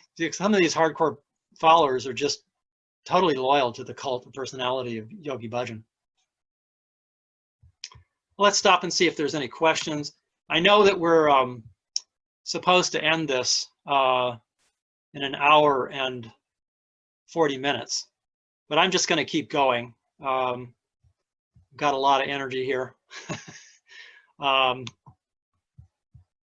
to use a new age term. My wife would be after me if I said that. Oh well. So so here we are again. This is the campus, if you will, of the Yogi Bhajan organizations of nonprofits and profits in near Espanola, New Mexico. You can see here, I apologize for my handwriting. It looks like a kid did it, but I couldn't figure out any other way to do it on my computer. This is YB's ranch over here. Some Akal security offices here. This is Highway 106, or the Yogi Bhajan Memorial Highway. This is KRI and KIT over here. It's right here at the intersection of Sombrío Road, west and east. It's just after you get off Highway 285 and go south on 106, the Yogi Bhajan Memorial Highway. And that's something I'm going to be looking into getting changed, because the state of New Mexico should not have a highway named after a sexual predator. Anyway, so then the SeekNet offices are here. The Gurdwara is here. And then the house I own is right in here. So it's just 100 yards or so from the Gurdwara, which is really ideally located. So, like I said, when I move there, my wife and I hope that we can be helping this transition and get involved in helping reorganize and restructure, if you will, or tear down this whole the Yogi Bhajan organizations and build it up again. So 3HO headquarters are here. The Sikh Dharma International headquarters are here. Akal Security, which is one of the largest security companies in the United States, 15,000 employees, I think they have. That's located there as well. So this is their main headquarters. There's some headquarter in Los Angeles, and I believe there's maybe some few things in Herndon, Virginia, but this is their main headquarters. And that's one reason why Wygud has blessed me to still have a house there and some land. And we'll talk about that a little later, how we might be able to use that land in helping in this transition. Here's a shot of the Gurdwara here. SeekNet headquarters here, the ashram, as they call it, Hacienda de Guru Ramdas Ashram, they call it. Their headquarters is here, and the Akal security offices are here. The Akal security offices run down here as well. It's a big organization, this Akal security. You may have read about some of these practices that Akal security was engaged in, where they were taking advantage of these helpless immigrants that would come into the United States. Akal security had contracts with ICE, which is the Immigration and Customs Enforcement. And one of the practices that was just unconscionable that Akal was engaged in for many, many years, not only taking money from the US government to deport immigrants who are looking for a better life here in the United States, they would use these immigrants for labor in these private prisons that Akal was managing. And they still do have one of these contracts in Florida, where they would pay the immigrants $1 a day and then collect from the US government the normal market rate which occult security would pocket. This to me is just completely unconscionable and just taking complete advantage of this immigrant labor, like slave labor, for a a spiritual group to be doing this. To me is just, like I said, unconscionable. And Yogi Bhajan must have known about this because he was a control freak, and they were doing, occult security was doing this, way back 20 years ago when Yogi Bhajan was still around. So, and again, Yogi Bhajan knew about all these different activities. He was, like I said, he was a complete control freak. And you can see here a little map. I was telling you, Highway 285, Highway 106, the Yogi Bhajan Memorial Highway, Sombrio Road West, the ashram, the ranch, and then I have some land that's located right here on this Yogi Bhajan Memorial Highway 106. There's 2 1-acre pieces, and I'll talk about those in a little while. So this is an outside shot of the Gurdwara, and when my wife and I arrived there, everything was locked up. All the gates were locked up. We couldn't get in to see the Siddhi Guru Granth Sahib Ji or receive Siddhi Guru Granth Sahib Ji's darshan. And every Sikh Gurdwara I have ever been to in the UK, in India, in the United States, has always had their doors open all the time, especially during daylight hours. But these Yogi Bhajan people have a barbed wire fence up with gates all around. It's, I can't tell you just how bad this is, that they are denying a Gursikh entrance in to see his guru. This is just very, very bad practice. Now you can see here the this little pagoda is where they keep one of these Baba Siri Chand statues, which I'll show you a little later. And you can see SikhNet's sign over there, and then a other little murti here, idol. And then this says Sikh Dharma headquarters here. So SikhNet has their offices right attached to this Yogi Bhajan Dera. Don't let anybody fool you if they tell you that SikhNet is separate from all of this Yogi Bhajan activity. They receive grants from all these profits and nonprofits. And they're all part of this. They worked hand in glove with all the Tantric and Kundalini Yoga events. I have a picture of Burmustic and Garuka with what they call a synergy meeting with their Tantric Yoga buddies there at the 3HO Dera. You can see here, it was all locked up, tight as a drum, couldn't get in. And so this is one of the things when I moved there, I want to either protest or to petition them to at least allow me and my wife to go in and see the Guru and get Guru Sahib's darshan. It's all locked up. Everything was locked up. We got there. And this was a reasonable time of day, too. Now, this was something that was brought up several years back by Anju Karth, the Sikh Free Press. And I hadn't actually seen this before. But this is an arch over the entrance there to this Yogi Bhajan Dera. And it says, Siri Har Mandir. This is not Har Mandir, but Siri Mandir. It's a mandir, is a Hindu ashram. And that's what it says above this arch here. So they call their Gurdwara mandir. According to this engraving up here, or labeling up here. That's what Hindus call their temples, is a mandir. And you can see this little Baba Siri Chand, one of them. There's 2 of them over there that are next to the Gurdwara, these murtis. That's the other entrance there to the Hacienda de Guru Ramdas. And I pointed here again, this is this golden murti or idol that is at the entrance to the Yogi Bhajan Dera there, their mandir. You can see here how somebody has put offerings there at this Baba Siri Chand Golden Murti that is actually attached right to the Gurdwara. It's right there at the entrance, just as you come in under those arches.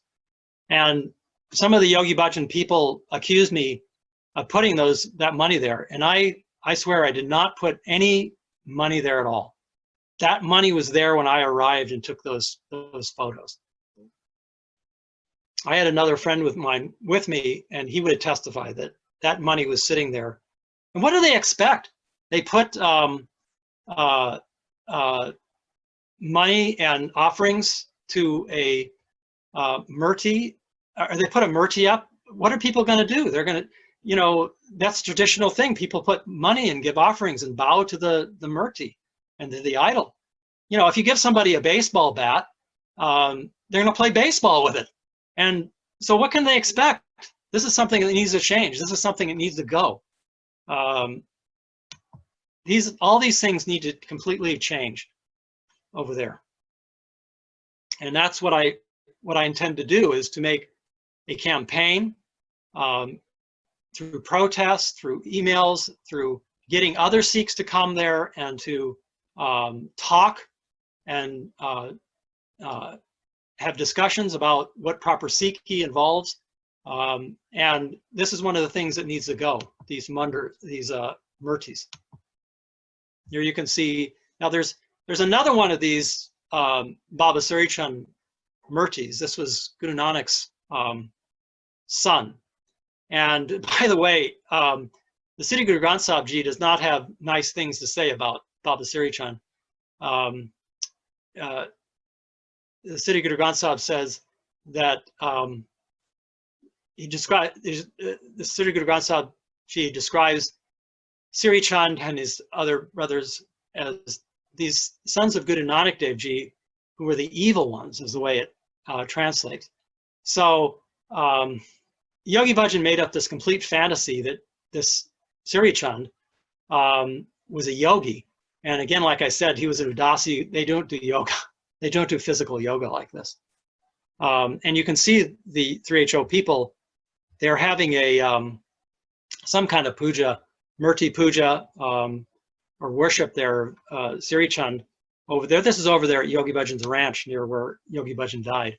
And you can see here, I'm sure many of you have seen this photo of one of the Yogi Bhajan followers bowing to that Murti, or this idol of Baba Siri Chand. And it's in that pagoda I showed you, that wooden pagoda. This is the wooden pagoda there. This is another different person as well. So it's not just a one-time occurrence. And again, if you put a murti there, you put an idol, traditionally people will bow to it. You know, what are you going to do? Put a sign up, don't bow to the idol? You know, if you give somebody, like I said, a baseball bat, they're going to play baseball. This is another thing that needs to change in the Gurdwara there. They have these big paintings of Yogi Bhajan, Tantric, doing this Tantric Yoga, and Yogi Bhajan's painting looms over the Dabar of the Siddhi Guru Granth Sahib Ji. This needs to be out of the Gurdwara. We need to get rid of it to put them in line with proper Sikhi. And there you can see another view of it, of that big painting there. This is the Chertakum meditation, this famous Guru Yoga that, or I should say infamous, that Yogi Bhajan taught. And you can see his chelas practicing that. Here's a description of this Guru Yoga that Dr. Gursant Singh put in his book and exposed Yogi Bhajan about it. You can see a quote by Yogi Bhajan that people enjoy meditating on it. And this is another description about this same Guru Yoga. You know, Yogi Bhajan was treated as a guru in all but name, really. People would say he was their spiritual teacher. It's just complete nonsense. He was their guru. Myself included, we would all just do everything Yogi Bhajan said, down to how to brush our teeth and how to go to the toilet, who to marry. It was just, you know, I look back on it, I'm ashamed. But again, I was young, I was seeking, and I had no other point of reference, really. Now this is the Khalsa Council. They meet twice a year, I think. And it's quite a misnomer, really, and quite audacious for them to call themselves the Khalsa Council, because it's only made up of Yogi Bhajan followers, and never has a traditional Sikh or somebody from the Punjab ever been accepted as a member of the Khalsa Council. And you can see there them listening to lecture of Yogi Bhajan's. They literally worship Yogi Bhajan. And I have proof that that's what, in fact, they do, because here again they are. I believe it was 2014, their meetings in the fall. They closed their meetings with this Chertakum meditation. Now, the Jethadar of the Akal Takht was there.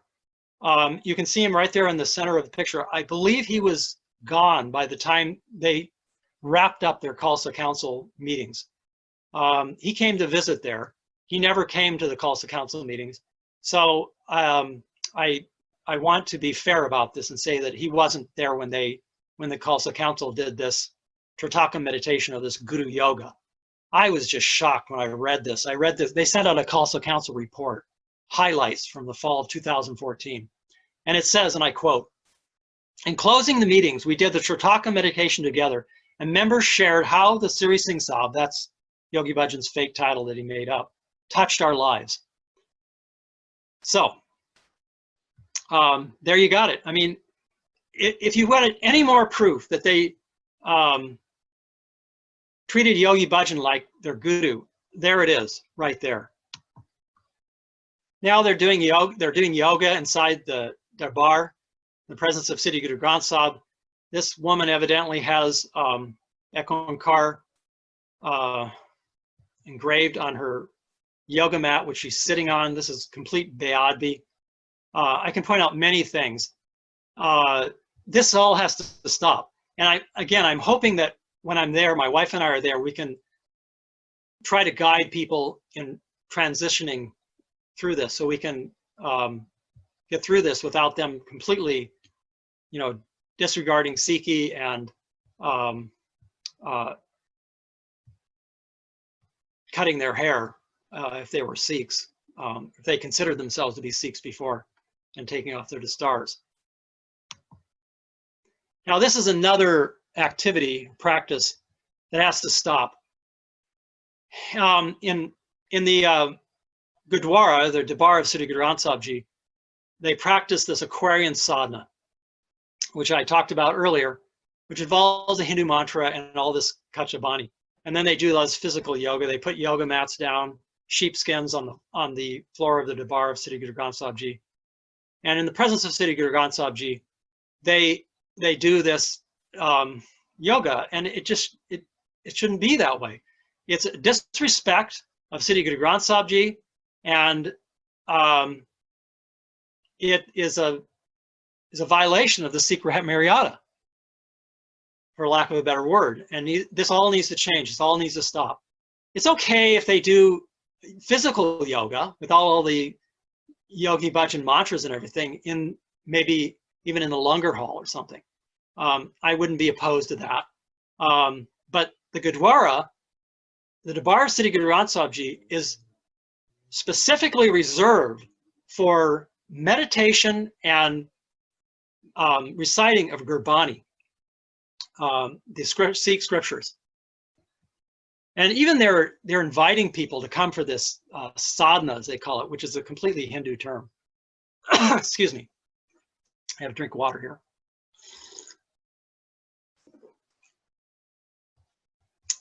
All right, looks like we've got another question here. Let's see what we've got here. It says, "You said that praying to other gods than Sikhs should be not the same as praying to Waheguru. Don't you think that the Supreme Being is the same for all monotheistic religions? After all, it is the one and only one Supreme Being." Sikhs believe in one Supreme Being. That is true. If you regard yourself as a Sikh, there are certain recitations that Sikhs are required to do. Now, like the 5 Banis. And so if you're not a Sikh, you don't consider yourself a Sikh, then that's fine. But if you consider yourself a Sikh, this is what is required of you to call yourself a Gursikh and wear a dastar, uncut hair, and the 5 Ks. So again, if you don't consider yourself a Sikh, then you can do whatever works for you, whatever you like. But if you choose the Sikh way of life, if you choose a Sikh name, then this is what you're required to do: is follow the Sikh code of conduct, the Sikh Rehet Maryada, and the Rehet, or the code of conduct that Guru Gobind Singh Ji, our 10th Sikh Guru, gave us. And we'll get to this name business, this appropriation of Sikh names here in a little bit as well. Okay, moving on. Again, more yoga inside the Gurdwara. There, all this needs to stop. This again is doing yoga mantras in the presence of Siddhi Guru Granth Sahib Ji and in the Darbar Siddhi Granth. You can see another, this is the Tantric Guru Yoga Chertakum meditation photo of Yogi Bhajan here inside the Gurdwara. And then you can also see this ill-conceived mural that was painted back in the 70s. You know, there's all kinds of problems with this mural. First of all, they use a Sikh khanda here with a Catholic Virgin Mary in the center, and then all the Sikh gurus are ringed around here like a rosary. And then they've got some Hindu goddesses, deities up here. And then Yogi Bhajan on par, same level as Guru Ram Das Ji. Just lots of problems with this. And simply, it just needs to go. I don't care who painted it or, you know, how much they treasure it or whatever. It's just got to be painted over. It's got to go. You know, somebody, I guess, can chip it off the wall and take it with them if they want, but it's got to go. Here's Yogi Bhajan practicing or teaching yoga there at the summer solstice. I thought this was him teaching Tantric Yoga when I first got this picture, but I realized it's just him teaching some yoga class. But Tantric Yoga was done in lines with people. Maybe you've all seen pictures of that before, and with partners. And this is really offensive to traditional Sikhs for people to be doing this and calling themselves Sikhs. Tantric Yoga in India is really, it's really a bad thing, and only practiced by people, or these people that are completely corrupt and debauched in the minds of, you know, Sikhs. Having any physical contact, looking into the other person's eyes when you don't even know this person, is just really reprehensible and debauched, really. And this is a practice that just needs to stop if you're going to call yourself a Sikh. We now know, obviously, that Yogi Bhajan's teachings were corrupt, made up fraudulently for mind control. I think he did a lot of this Tantric Yoga for mind control and to have control over people and get power, money, and sex over them. So this has got to go for sure. And again, if they want to keep calling themselves Sikhs.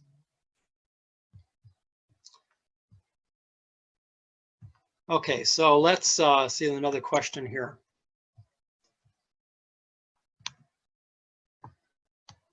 Have you ever seen Yogi Bhajan doing any of the many exercises he taught? No.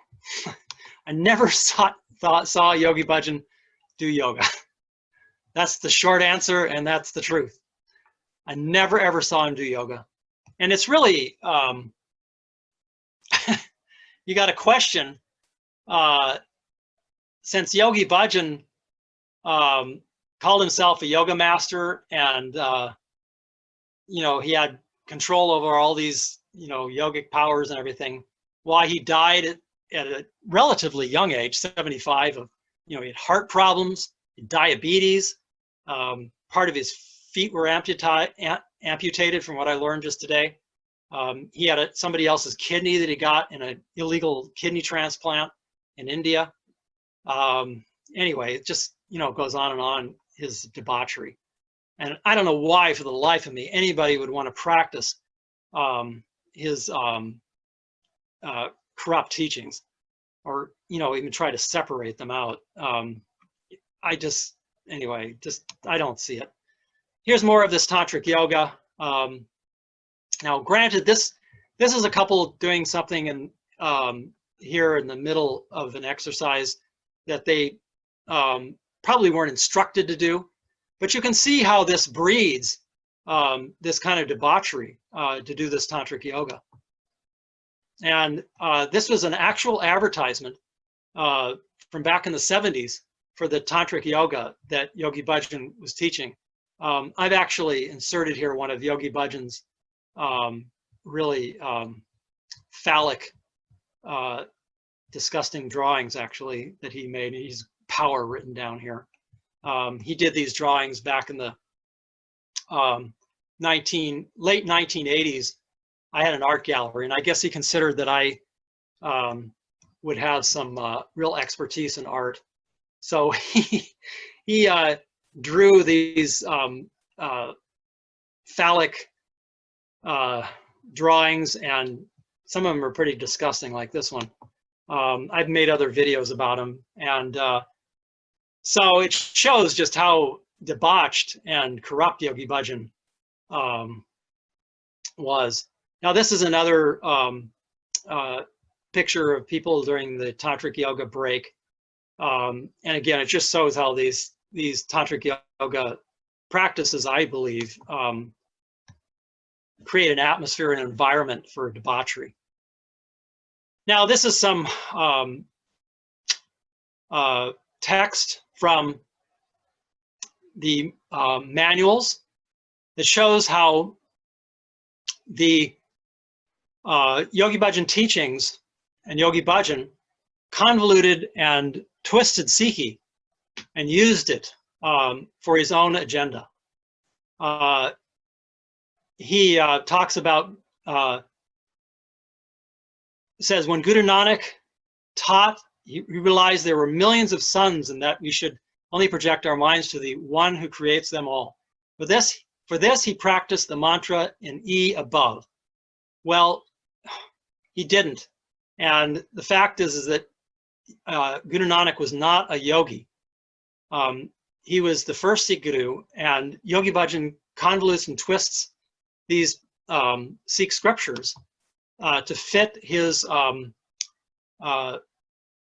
Kundalini Yoga agenda and give credibility to the lineage of his Kundalini Yoga, which is non-existent, really, the lineage. And then he says, Guru Gobind Singh sat in this pose chanting for 2.5 hours. Who knows about that? There's no record that Guru Gobind Singh ever did Kundalini Yoga. And if Yogi Bhajan says that Guru Gobind Singh Ji came to him in some vision and gave him this kriya, I just say that's nonsense. If there were teachings by Guru Gobind Singh Ji of particular meditations and kriyas, they would be recorded. There's such extensive recordings of what the Sikh Gurus did and what they said that it would definitely be recorded. And I can categorically tell you, no traditional Sikh has ever heard about Kundalini Yoga or Tantric Yoga that Yogi Bhajan teaches. It was just a complete fabrication on Yogi Bhajan's part in order to gain notoriety and credibility with his Kundalini Yoga. Here's another Yogi Bhajan student, if you will, who says that she channels Baba Siri Chand. And she's got the Chertakum meditation, this Guru Yoga picture of Yogi Bhajan there.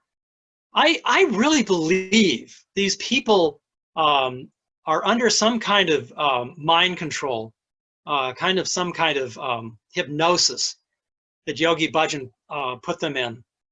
I know for myself, it took me years to get away from this 3HO web of lies and convolution, if you will. Here are more un-Sikh-like practices where they're doing something, I'm not sure what they're bowing to here, but it's something that Sikhs should not do. And at least this person here looks like she's wearing a proper Sikh turban and wearing a kata, Sikh kata. So this is something Sikhs should not be doing. The only object or person we bow to is the Siddhi Guru Granth Sahib Ji, and that's our living Guru. It's not that we're bowing to any book or anything. We're only bowing to the Siddhi Guru Granth Sahib Ji and the infinite word and Gurbani that guides us through every aspect of our lives. So all these things need to change. This summer solstice, this peace prayer day walk they do, this all needs to go. Here's Yogi Bhajan doing some Hindu Homa fire pujas. Evidently, this is at the estate there in Los Angeles, just up there in 16, or I don't remember the address, but it's just up from 1620 Bruce Road. Philip Deslepi talks about this in his study, how Yogi Bhajan would invite swamis. This was a little bit before my time in Los Angeles. This was in the 70s, when evidently he invited this swami to come there and perform a puja. And you can clearly see how Yogi Bhajan is participating in it. This is a big no-no for Sikhs. Sikhs only do the practices of reciting Gurbani and giving reverence and worship to the Siddhi Guru Granth Sahib Ji. Now, again, for Hindus or any other faith, whatever their practices are, that's what they should do. But for Sikhs, there's a set code of conduct, a way that Sikhs are supposed to worship. And these rules are set down for a reason, because this is what will, in the end, give us, as the Sikhs, we believe, will give us salvation or give us enlightenment or whatever you want to call it. But this is what gives us eternal happiness, or gives us the health and well-being, just by doing this devotional service, this devotional worship, and not by worshiping any other deities. And they're worshiping the deity, the fire god of the Hindus here, Agni, it's called. And the same here, Gurmukhar, who's a poster yogi. She's been in many magazines. She's a yogi, teaches to the stars there in Hollywood. And she brought this couple there to this Paramatma Kirtan ashram not too long ago. And they were married by this Swami. And you can see that they're wearing the stars. They've got the Hindu tikas on their foreheads, which is the eye of Shiva. I don't know, maybe they didn't know better, but they shouldn't be using Sikh names like Khalsa, Singh, and Kaur, and they shouldn't be wearing Sikh dress, appropriating Sikh dress if they're going to be doing these Hindu practices. It's just a big no-no, and it's a violation of the Sikh Maryada. These are things that need to change. Again, this is Gurmukhar, and you can see she's brought these other followers who I'm sure are very ignorant about the way Sikhs should act. But this Gurmukhar is wearing, again, this eye of Shiva. She's worshiping the Shiv Lingam, which is, again, another Hindu deity. It's deity of Shiva they're worshiping there. This is, again, a violation of the Sikh Maryada, and it needs to stop. If she's going to call herself a Sikh, she needs to stop this, and she needs to stop showing others and guiding others to this type of un-Sikh-like practice if they're going to be Sikhs. So I don't know why she doesn't call herself Devi or some other, and give herself some other kind of Hindu name, but to call herself Gurmukh, this is, you know, really a reverence for the Siddhi Guru Granth Sahib, but she's really committing a beadbi, or a disrespect of the Guru, by using a Gursikh name like that, and then worshiping Shiva and all this. So these are some of the other un-Sikh-like practices they do. Dancing around wildly there in the Darbar of Siddhi Guru Granth Sahib Ji after their summer solstice up there. And you can see clearly that this woman here is a Sikh. I know who she is, but I won't tell her name. Anyway, these were Sikhs that took their dastars or their turbans off and started to dance wildly. And at this same summer solstice, this same area here, this is all used as the Darbar of the Siddhi Guru Granth Sahib Ji. I'll show you here. You can see here in this photo how behind that door, it's a rolling door like a garage door, they keep the Siddhi Guru Granth Sahib Ji there during summer solstice, and they run continuous akampats, which is a continuous reading of the Siddhi Guru Granth Sahib Ji. So out in this area, they have all kinds of different events, the Tantric Yoga, this wild dancing, yoga classes, etc. And then they just close this thin, it's a very thin door, plastic door. And you can hear everything in there inside. I've been reading in the akampats, and you can hear everything that goes on inside there. And it really is disturbing. This is beadbi. This shouldn't be done where you are disrupting a kanpat. Everything should be in respect for the Guru. This is the Sikh way. This is following a discipline. This is following the rules and following a code of conduct. But many of these people in 3HO, they do not want to follow rules, and that's a big problem. I think that they should just not be calling themselves Sikhs, or calling themselves Khalsa, or wearing dastars, or appropriating Sikh dress. And again, you can see that thin plastic garage door here, where behind that is where they're having the akampats and the Siddhi Guru Granth Sahib Ji is located. This goes on every year, and again, I'll be petitioning them to stop this. Spiritual names. This is a big issue here, how the 3HO people give out these spiritual names, and they pretty much demand a donation of at least $40 for these spiritual names. And they say, oh, it's life-changing, blah, blah, blah. They don't give any explanation about what the name means, and they're Sikh names. And most of the time, they put Singh, Kar. I'm not sure if they use Khalsa anymore, but I know Yogi Bhajan used to give us all the last name Khalsa, and we didn't know what Khalsa was about, and what the Sikh Maryada was about, or what the Sikh Code of Conduct was about at all. So this needs to stop.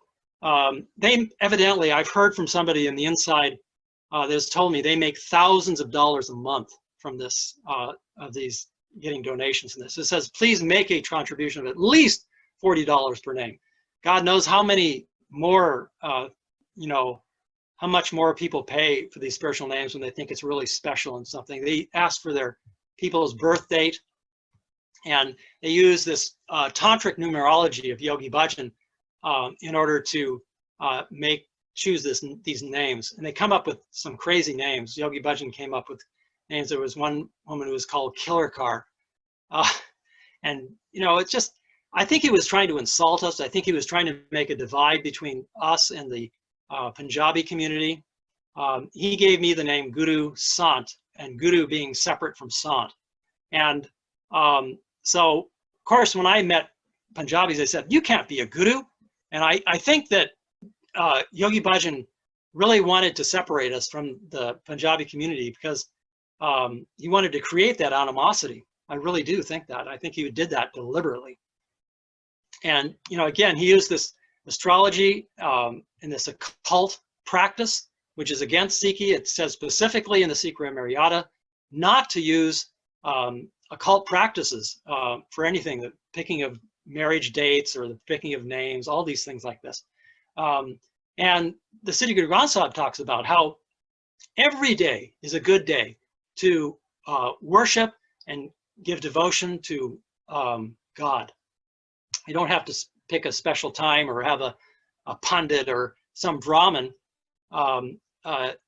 do a service for us or be an intermediary between us and God. So talks about in this name choosing that it embodies the elevated frequency and energy of the Aquarian age, they say.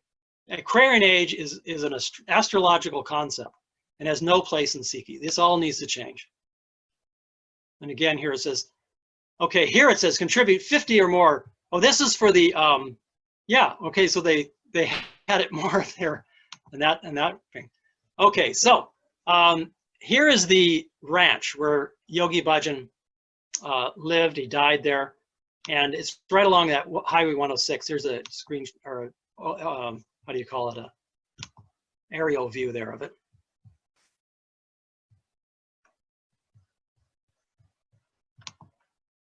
And then a map. This is a map, again, of that area. This is another entrance to his ranch, and you can see here he's got Hindu Ganesh Murti there. Let's see, look at some of these questions. I've got a couple more questions here.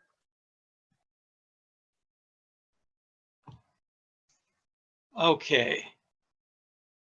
You take a strong stance on what is right and wrong. What should stay and what should go? Do you think the people who you want to help will be open to your presence? I think so. I think that there are a number of people who've come out now that have actually told people that I know that they wish they'd listened to what I was saying 10 years ago. So I think that by Guru's grace, the truth is coming out and will continue to come out. And the truth always is victorious in the end. So it is just wrong for a Sikh to keep murtis like this, I'm showing in this photo, at the entrance to their residence. That is just not right. And so I feel the right will prevail, and eventually people will listen, and this will eventually be taken down.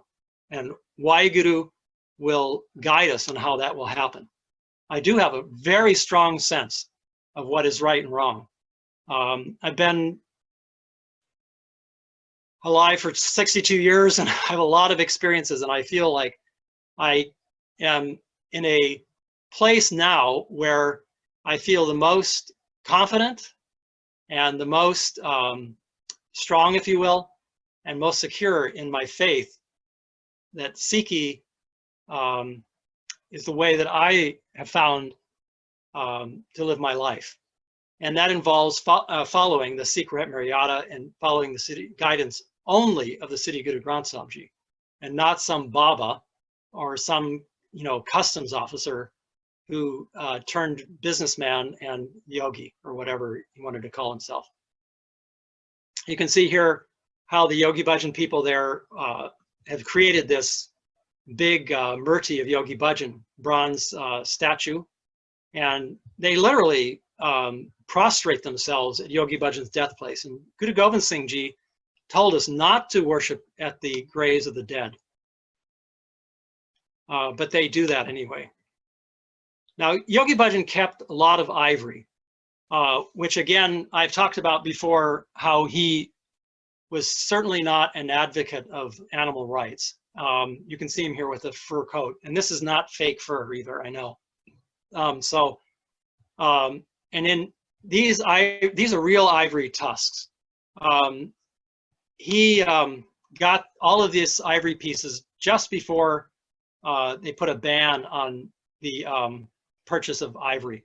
In fact, he really duped me. I was at a gem show and with Yogi Bhajan on security, and he said to me, Gursant, why don't you buy, or he didn't say, why don't you buy? He says, buy me this ivory chess set.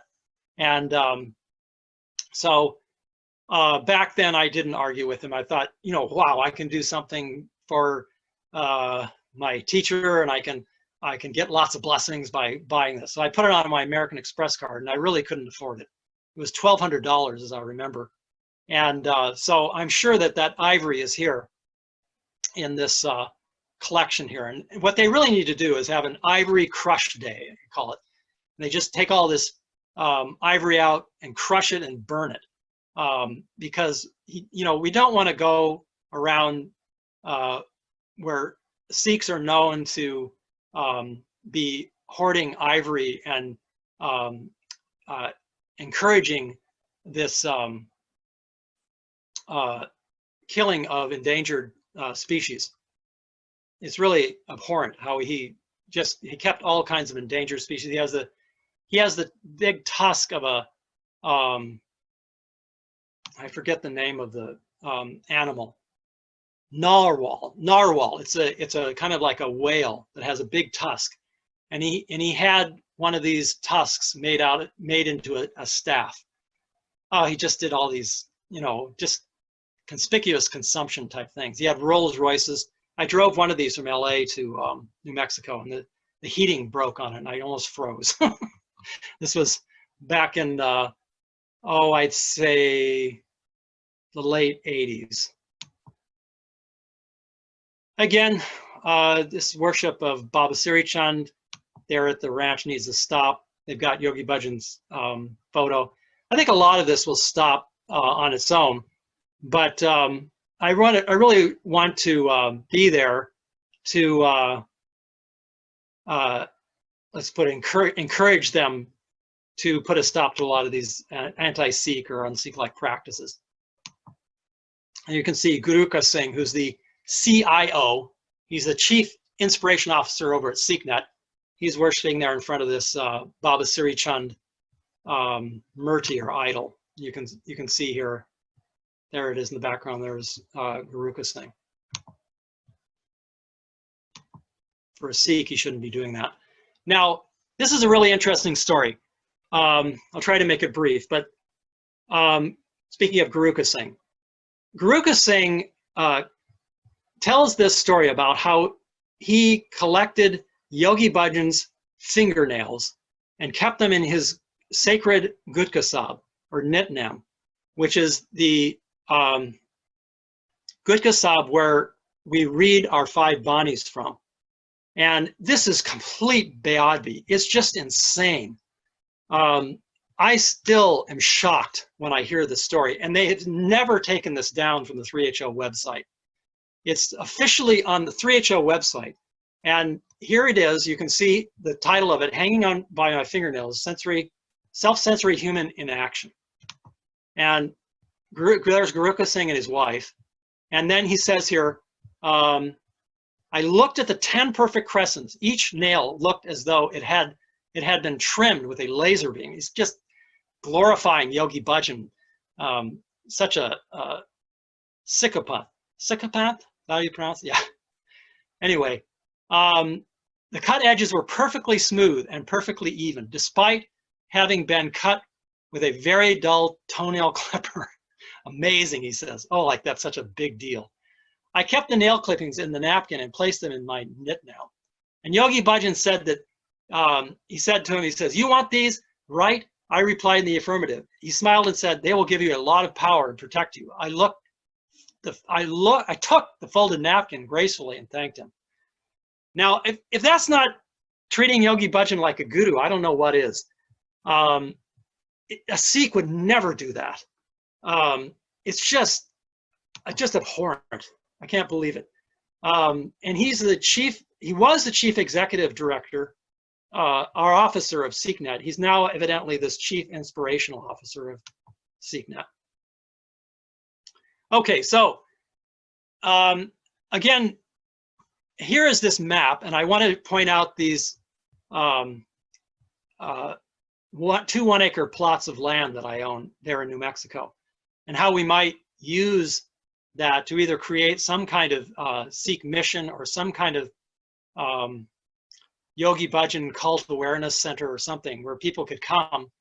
And I'm thinking where they could come to give their stories, and we could put them all on video.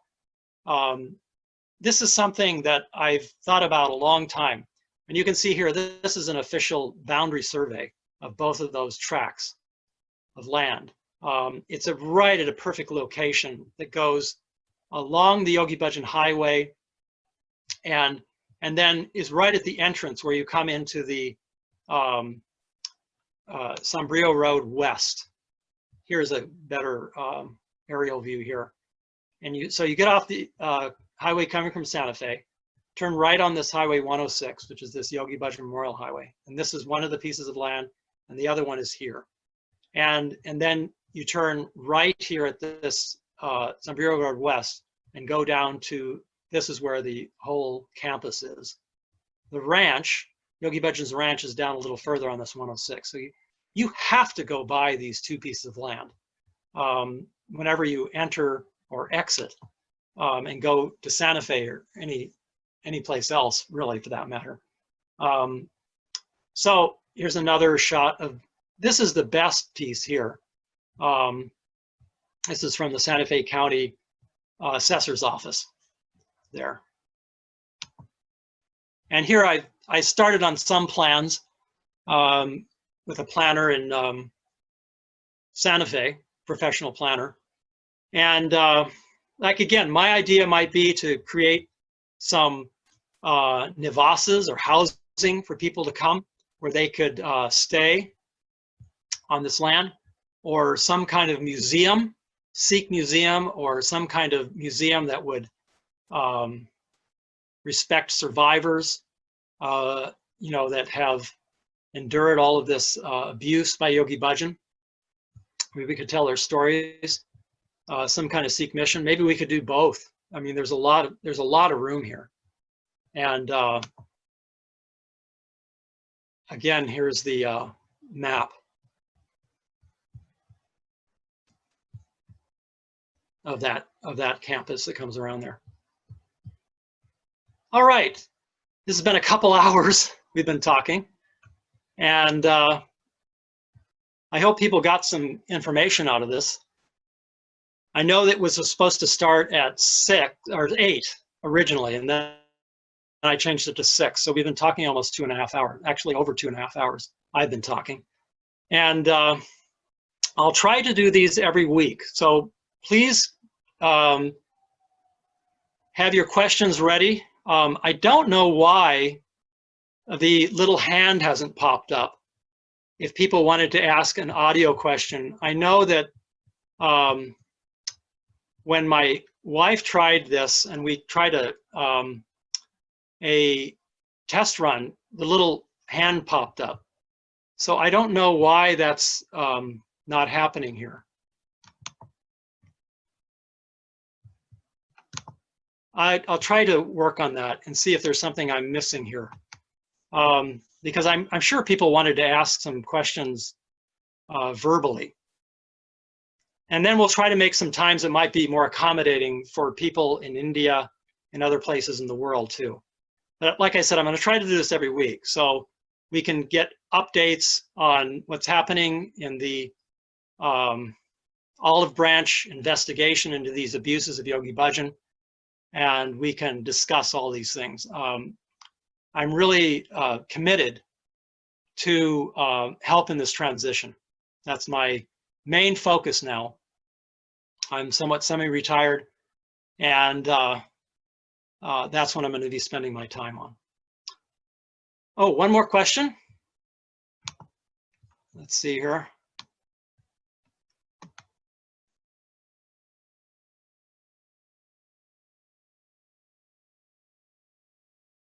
Just to add to the earlier questions, the YB conglomerate is made up of, as you put it, some pretty solid enterprises like occult security. What makes you think they will willingly open the doors to outsiders? Okay, this occult security is controlled by a board called the Sri Singh Sabha Corporation, and it's made up of 10 members. And it's an elected body. So my thinking is that as things progress, there'll be more and more pressure for people who are progressives, we'll say, and want to eliminate the Yogi Bhajan image and the Yogi Bhajan teachings will be elected to this board. And as you see more and more progressives elected to this board, then things will really change. Occult security will have to open up, and they'll have to get rid of these contracts with ICE, and things will change. Let's just put it that way. They get rid of these un-Sikh-like practices, get rid of these Yogi Bhajan teachings as being part of the yoga, and the other lifestyle practices of the community members. So we'll have to open up that election process to people who will be progressive in thinking too. Right now, it's pretty closed, that election process, because there's like the last election they had was just maybe a month ago. There was only 200 people that voted in the whole election. And you have to be a minister and other things. So all that's going to have to change.